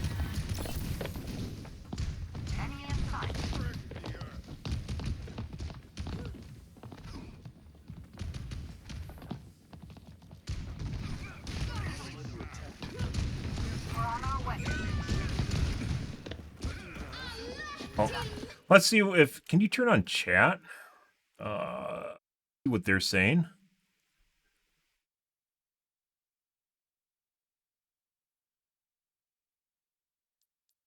Fine-grained playback speed controls. What is this? Let's turn that on. Pings, ping sound effects. I don't see any chat.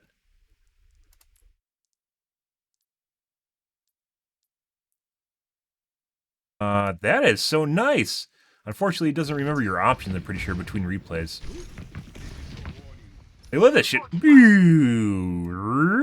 It's almost like one of those dials you can adjust. This is fantastic. Wait, is it 2x? I think this is 0.1 of 2x, which is technically 0.2. This is actually really nice. I like this. Does this mean this is normal speed? No.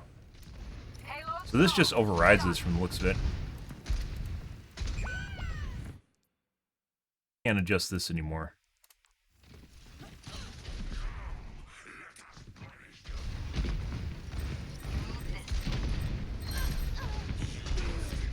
I think 0.75 is normal speed.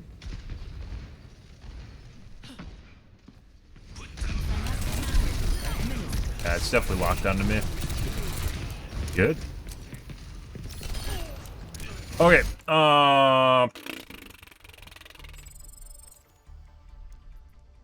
Last match. Sojourn. Cheating.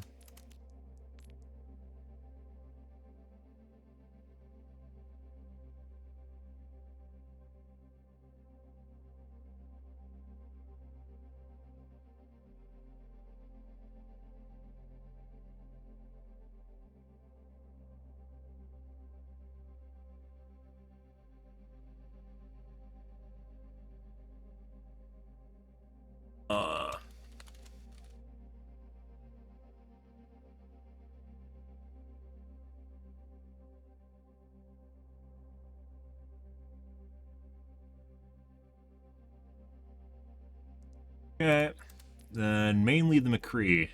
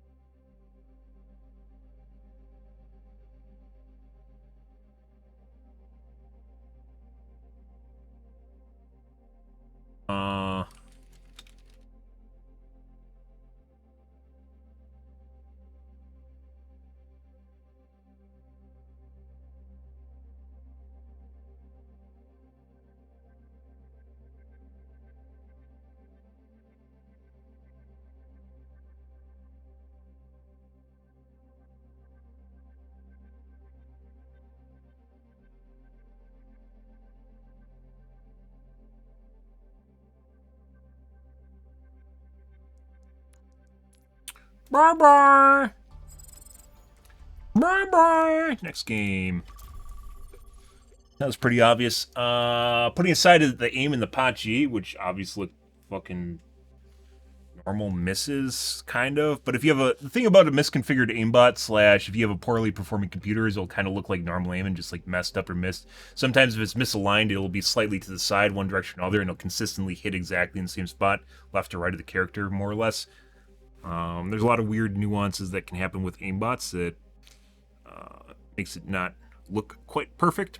But more notably, there is the stronger bit was the fact that he was looking directly at people through walls, especially Doom.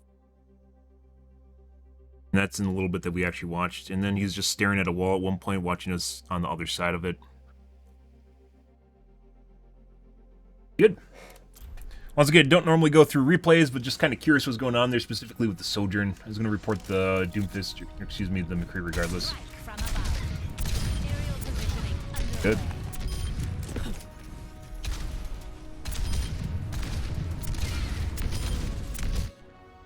Next game. Now arriving at the Shambhala District. Prepare to attack. Select your hero. Got levers. That's weird.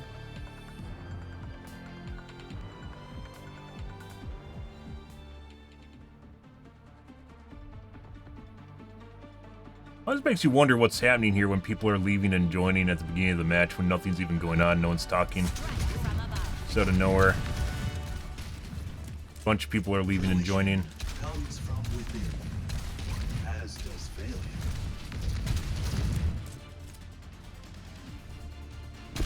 There is always room for improvement.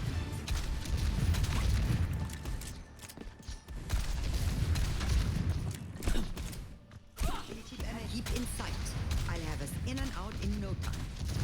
That totally just makes me feel bad seeing the Pachi though and missing like half a dozen of his shots. That's hilarious. Looks like the flicks are on, they're just late to the position the player is at, which can happen if your computer's shitting itself. Establishing aerial position. Escort the payload. Work as a team, everyone. Oh hey, there's a Tracer there. That's weird.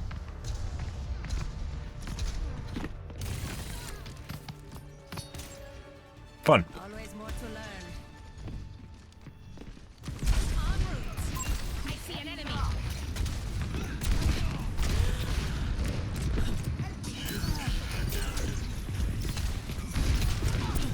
I want your aimbot grenade.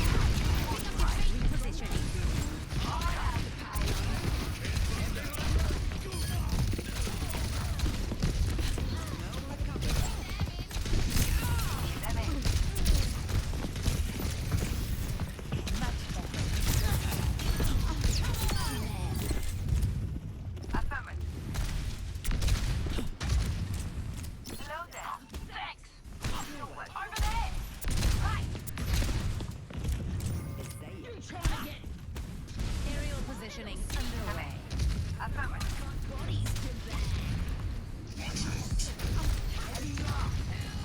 I hate what they did to this little roof here because you can't stand on it. It's just like a giant fucking pit that saps your energy.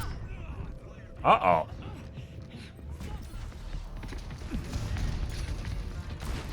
Okay. Ah. Ah. Let's show Well, them some air. you know. Up and away.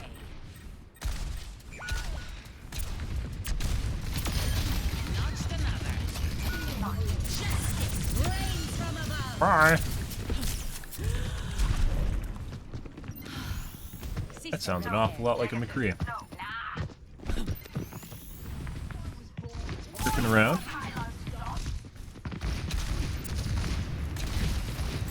Oh, he wants that aimbot grenade.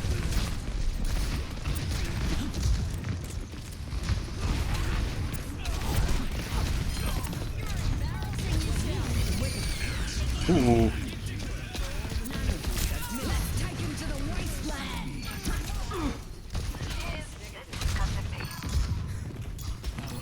Repositioning.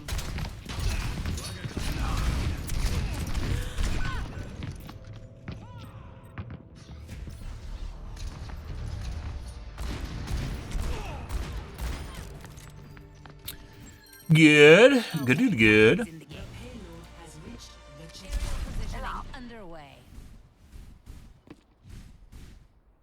Listen to your mommy. Sure. Come in.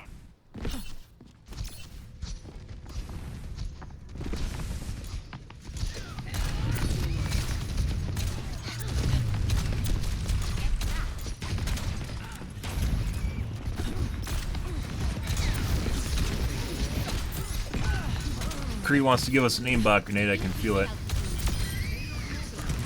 Oh, yeah. Excellent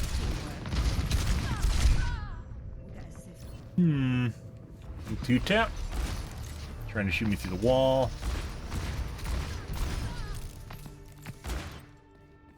Ooh, I'm gonna shove them in a locker. En route.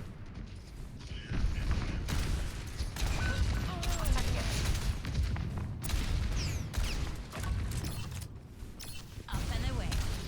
Why isn't the payload en route?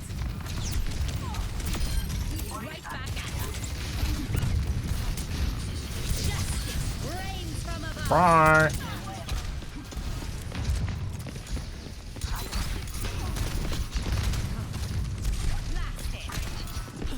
Get around the corner.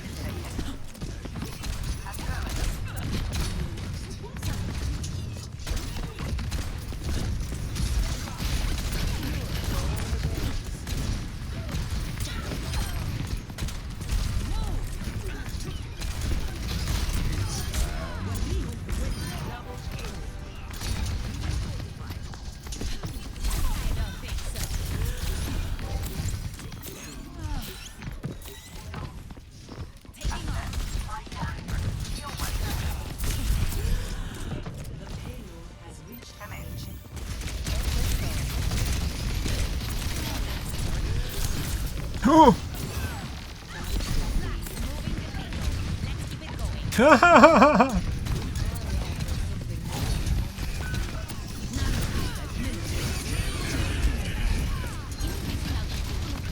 Oh. Hey, buddy. There's a big meta around here somewhere. I don't know where it is, though.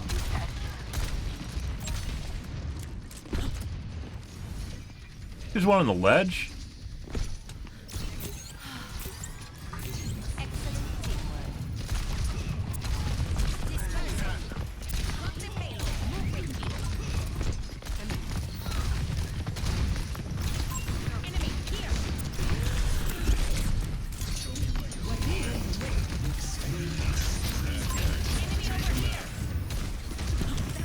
I mean, next to impossible to kill him. In on him.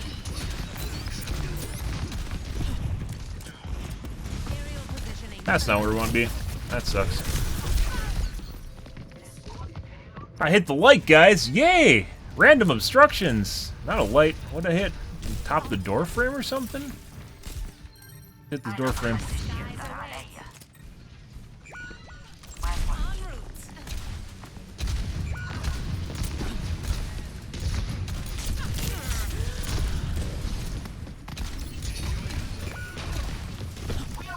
Hey, buddy. Luckily, he doesn't know that I'm actually hurt. Much better.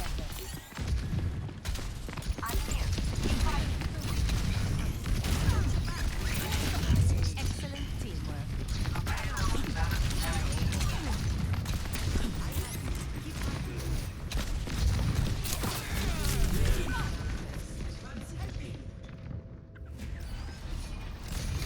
I think we need to go in and try and kill the backline.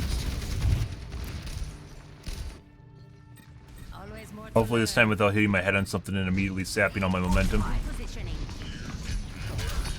Or we need to kill the tank. Way back now. Genji's gonna come over. Ah.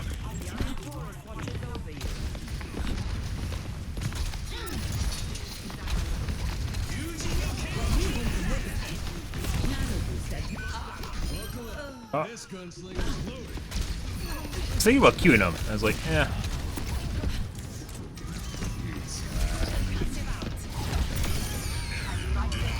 I don't know if he's still over there.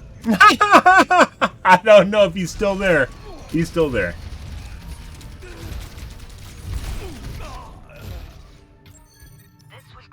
Ursa tried. I'm on my way.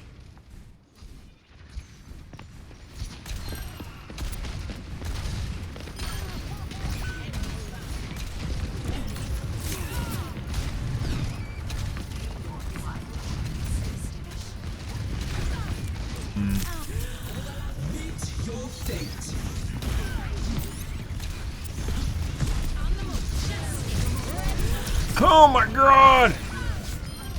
What shitty timing. Genji dashed in right when I went over there, and there's no one else there, and she ulted at exactly the same moment. It's like you prompt other people. It's fucking weird. Like, obviously that's too in line for it to be a response to my sound, but it happened at basically the exact same moment as my cue.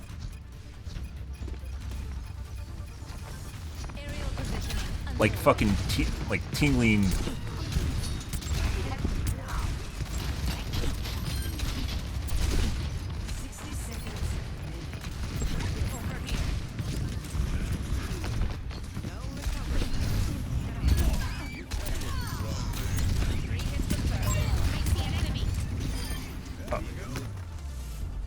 Good.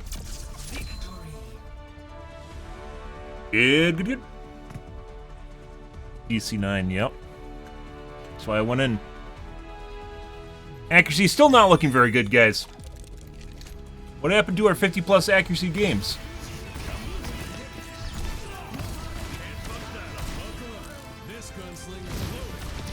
That looks an awful lot like an aimbot. Good. Linear parallel acceleration, guys. So when the Genji goes into a dash, there's no lag time between when he follows the Genji through the dash. There's no deviation.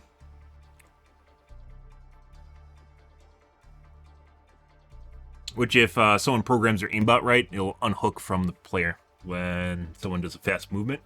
So it won't look super suspicious. Like, if there's a lock distance between the player. If the mouse aim is right here and the player is right here, it basically allows this amount of deviation, but it'll still be hard locked. But if it goes too far, like let's say outside the circle, like right here, it'll unlock, it'll snap off, and you'll see their aim just like drift normally. There will be no following at all.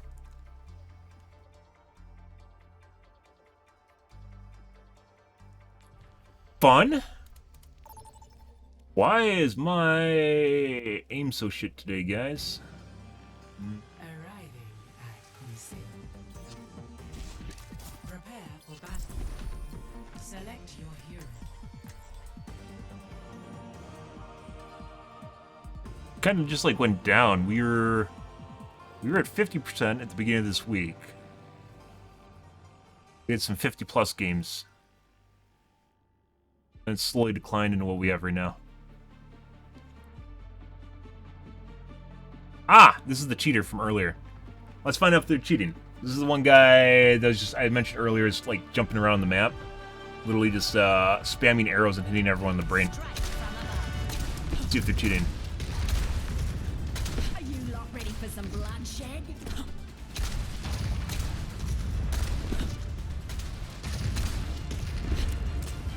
My memories from before you, like a fading dream. 5, But I do remember some things. 2, 1. Objective unlocks in 30 seconds. Positioning. Aerial positioning underway. Let's find out. Are we gonna get brained here? Find out shortly. I'm sure they remember me. I made a big stink about it. Oh, dead. Res.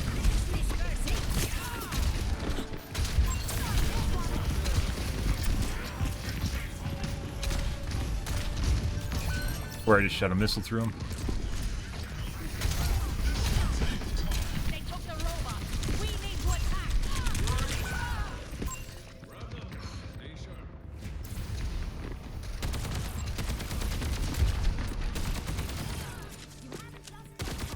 And looks like he's cheating. Again. Res there. We'll see though.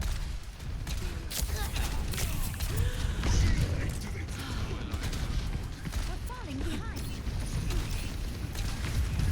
Over here.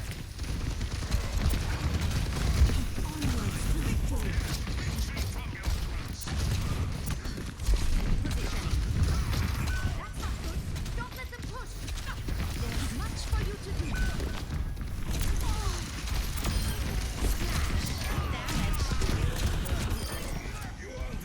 Jesus fucking Christ. Dispersing. Enemy here. The robot is with us now. Let's get pushing.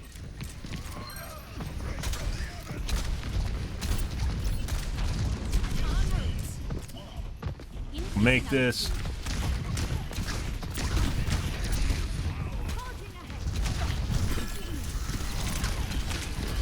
Concussive out. The advantage is nearly ours.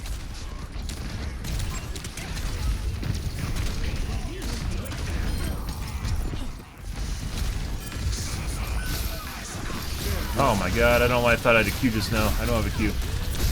That would have been a perfect time for a Q though.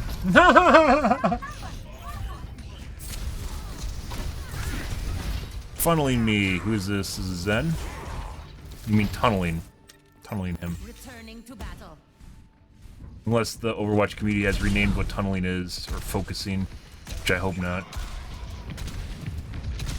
Enemy over here. Oh, someone's angry. Our lives are short.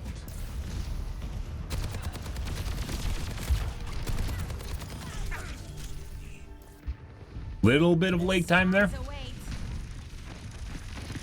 Taking to the air.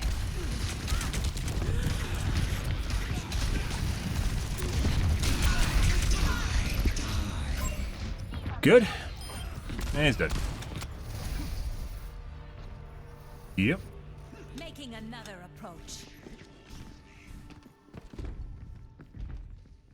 Is that a tank? Yes, it was our tank. On the move. Good. Might as well go over here and waste our Q. Hey, buddy. Justice reigns from Might as well. because he can. We must stop them. Sie werden dich nicht kriegen. Otherwise, just waiting spawn until the end of the match. Don't kill the person on the tank and try to kill someone else as they pour over next to me. Don't do that. Huh. Dumb shit.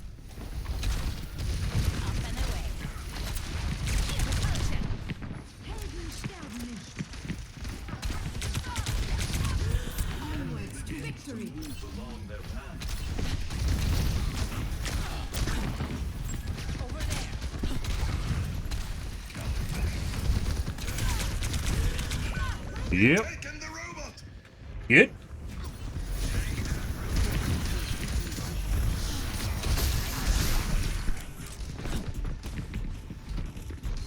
Huh? Nope. Where's making footage at this point, guys? For him. The skies await. Over there! On the move. Hmm.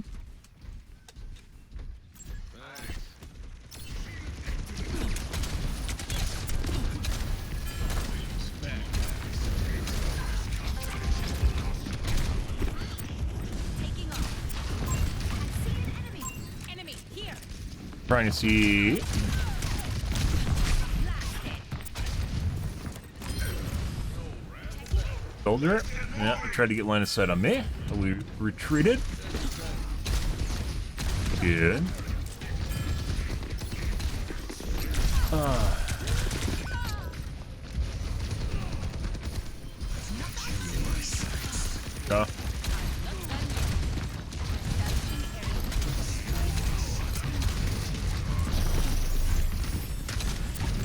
Over here. Enemy over here. Onwards to victory.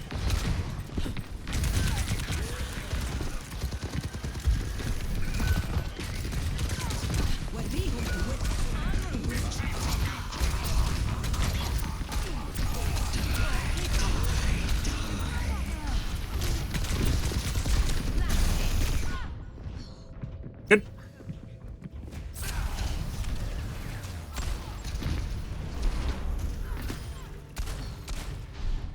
What? Always more to learn. That's kind of weird.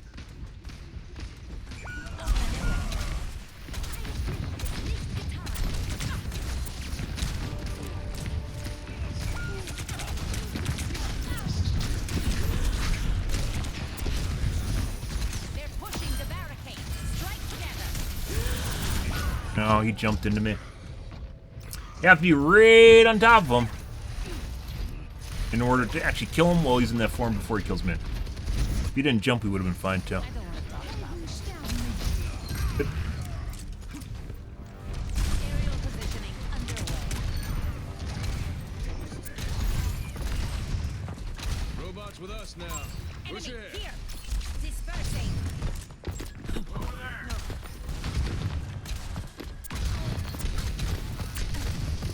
Three hits.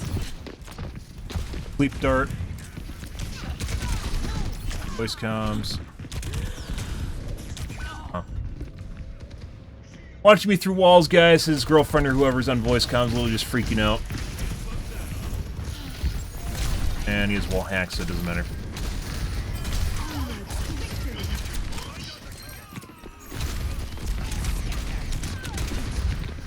Oh. Someone's hungry.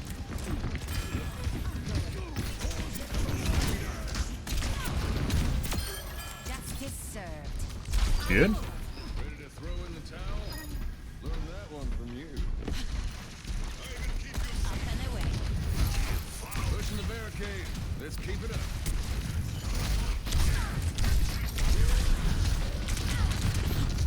Basically almost 100% accurate soldier. Overwatch League champion! Wait, no, he's a plat. Oh, okay. Get res. Oh.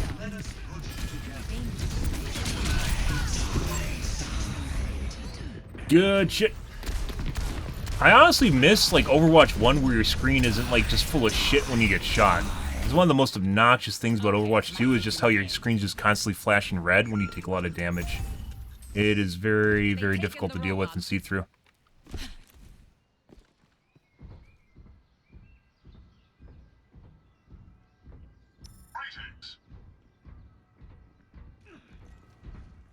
Our accuracy is poop right now.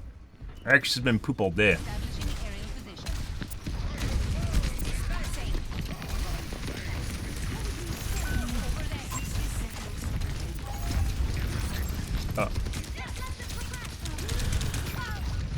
Yep.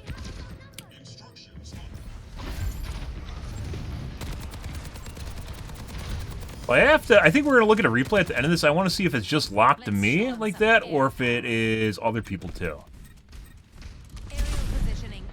That's like a really fucking hard lock.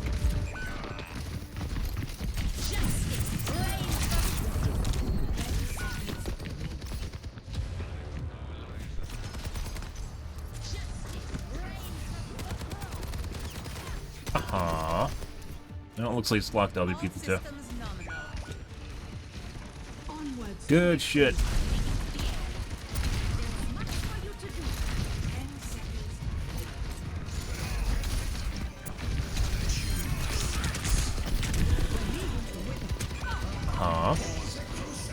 Not the Mercy that's flying through the air that's ulting me. Yeah, he totally knows where I am behind walls too. Good for him. Okay, my head's in the game.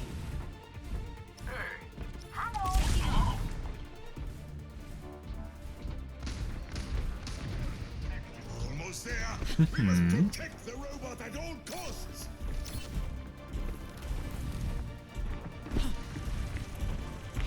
Over here.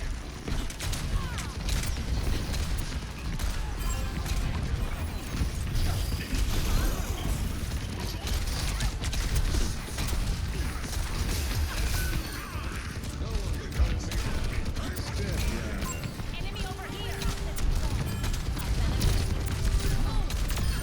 You are Kind of weird how much easier it is to kill people when you don't have a needle stuck. That was like all fucking headshots right there, by the way.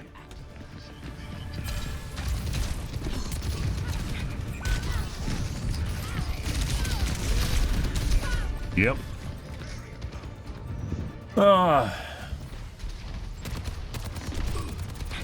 Oh my god, he actually shot the healer. Holy shit, you don't fucking say. Good.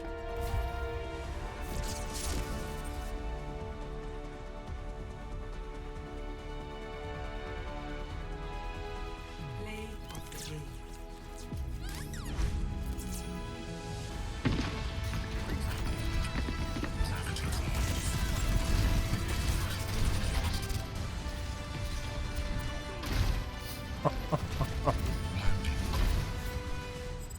Yep.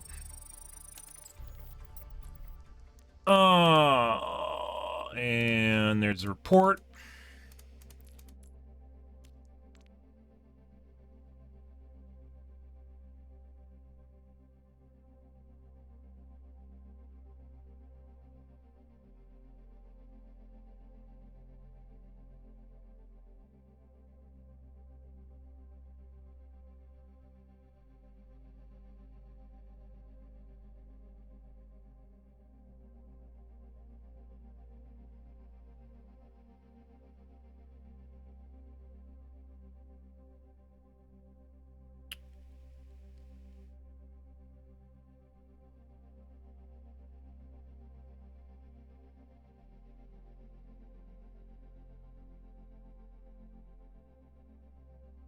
Definitely cheating. So this guy, I'm pretty sure I've looked at his profile and he has 41% accuracy. Private. Pretty sure. Maybe it was a different soldier I looked at. But he has like 41% accuracy, which I think is actually relatively normal. That's like very close to 100% accurate. That's like, I'd say like 1 out of 20 shots was missing me. Let's take a look at their leaderboards here just out of curiosity and take a peek at what people are in comp. Accuracy.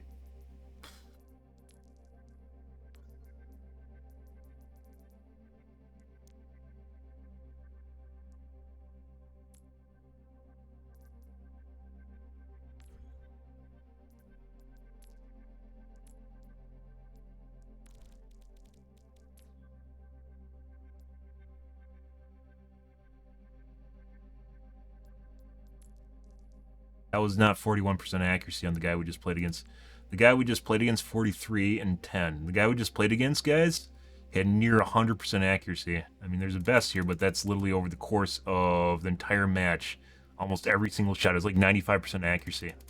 So it's either targeted cheating or banking accuracy. Either way, he's definitely cheating hardcore. And this is a top 500 it's not OO player, top 500 player. Yeah. Not in any way, shape, or form close to normal amounts of accuracy.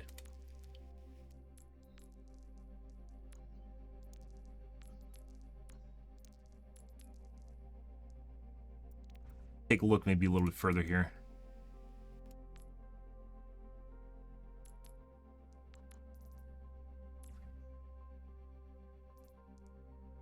Top 500, so this is supposedly the best players. 39, so even worse, 39 and 5. 42 and 6. 42 and 6. That guy's 100% going to get banned if they take a look at his account. Good for him. Or look at the games. And that's not the first one, as mentioned. He was playing Hanzo like 2 days ago, doing the same shit. So.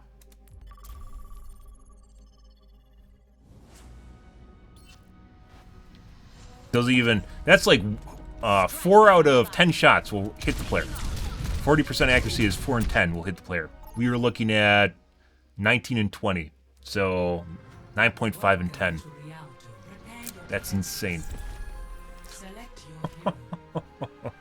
Just gotta add context sometimes. People don't really, like, they just look at it and they think that's normal. He's doing it over the course of the entire match. Could be targeted cheating too, where he's only doing it against me, which once again is a way of dealing with stat banning. Or the other thing is where people just sit there and fucking shoot a wall, or they toggle and untoggle. And he could just miss all of his shots and basically everyone else in the match. And offset what he was doing there, but yeah. 100% cheating. Ooh, I live for this.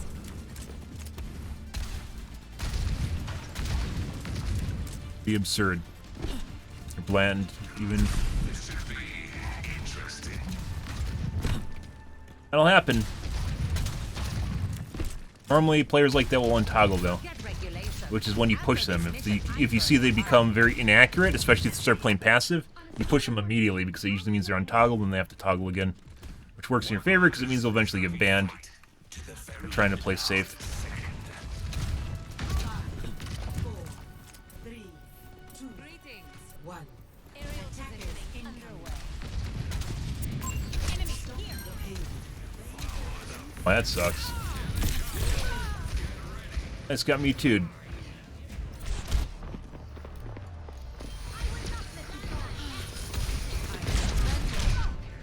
I just got 2-tapped. I don't know if that's what happened the first time too. She's cheating. You can see her pre-aim at me before I came off the ground. Good. So already we have a cheating Ashe. Going to be fun because we have to deal with the Pharah too. Who's gonna have a pissing contest with me?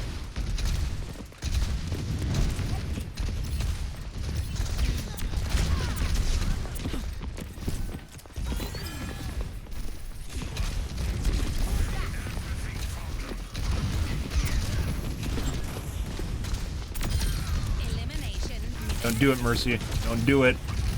Don't do it.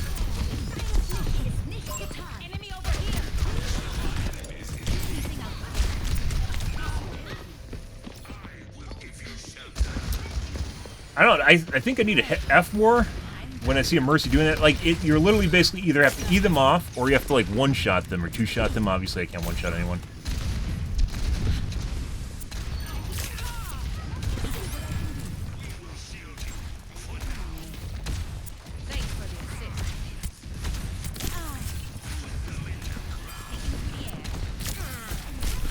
Anna is incredibly accurate as well.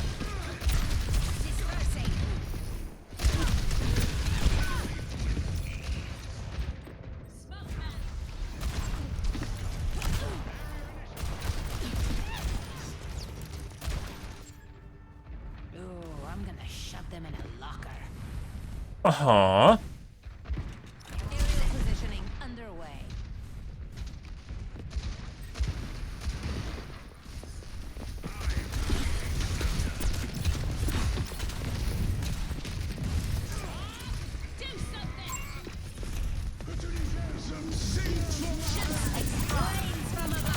There we go. Got rid of the res. And then also got rid of the... sleep dart.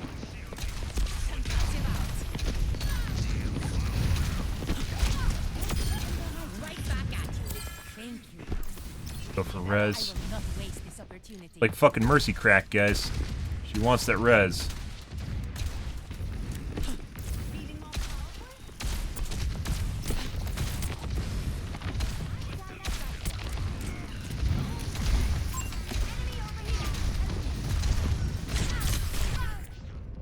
Headshot and an anti-shot.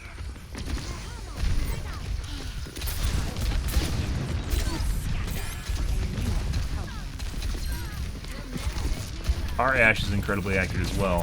Just based on the amount of headshots we're seeing on the...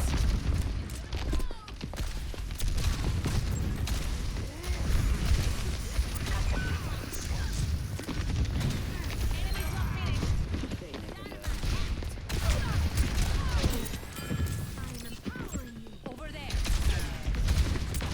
Increasing altitude.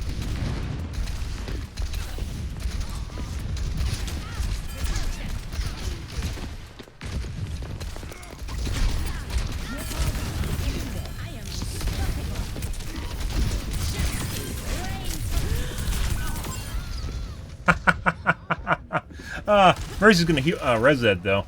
Yep, there it is. I need to kill the Mercy too. It's like, I actually say, like, first and foremost, guys, if you're gonna kill something, you have to kill, unless you have a secure kill, you have to kill the Mercy first. As a Pharaoh, like, you can't, or anyone actually just assassinate, you can't just go in and kill someone, because, like, Mercy's gonna res it. 30 seconds on res, and he doesn't take anyone out of the team fight, so. God, she's almost dead too. Ashe. Do something. Coming off the bench. Justice reigns from above. Enemy here.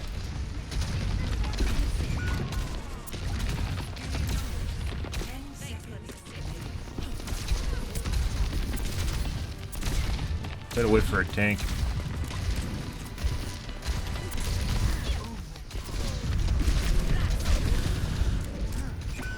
Sucks. Where's our tank? He should be back here. Oh.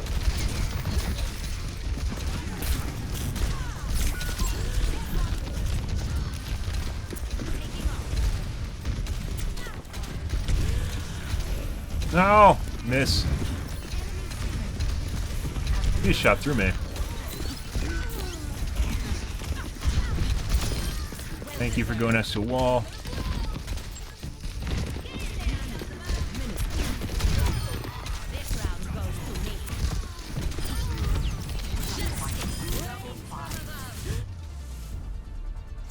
Nice! Oh my god! We got that too. And over flicking while trying to flick. Completely missed. Oh my god, it's me. Wait for the tank to come back. That's my wallpaper. Felt like that was gonna hit too. I missed my cue just now. Good. Okay. Let's see. Where is the Ashe? There we go. They have a theme going on. Good for them.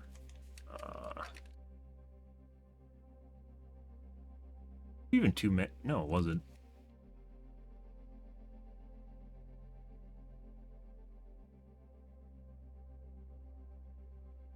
Is that like normal left click?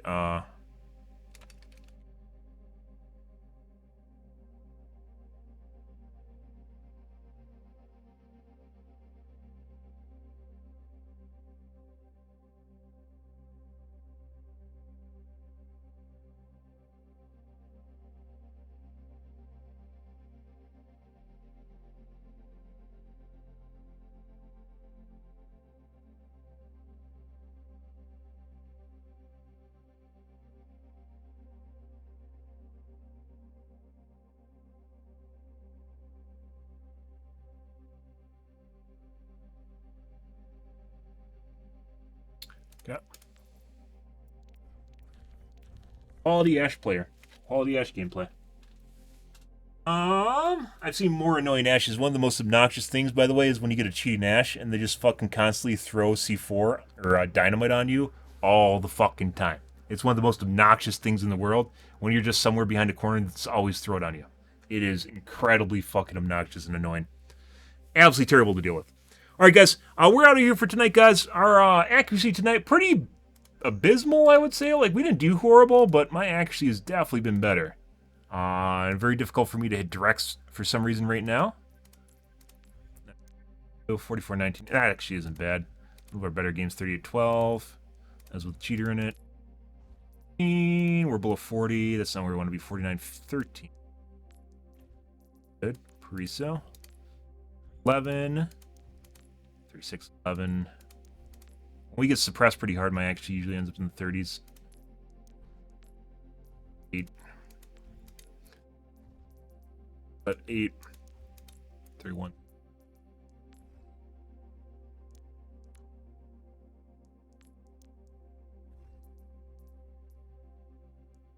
Well,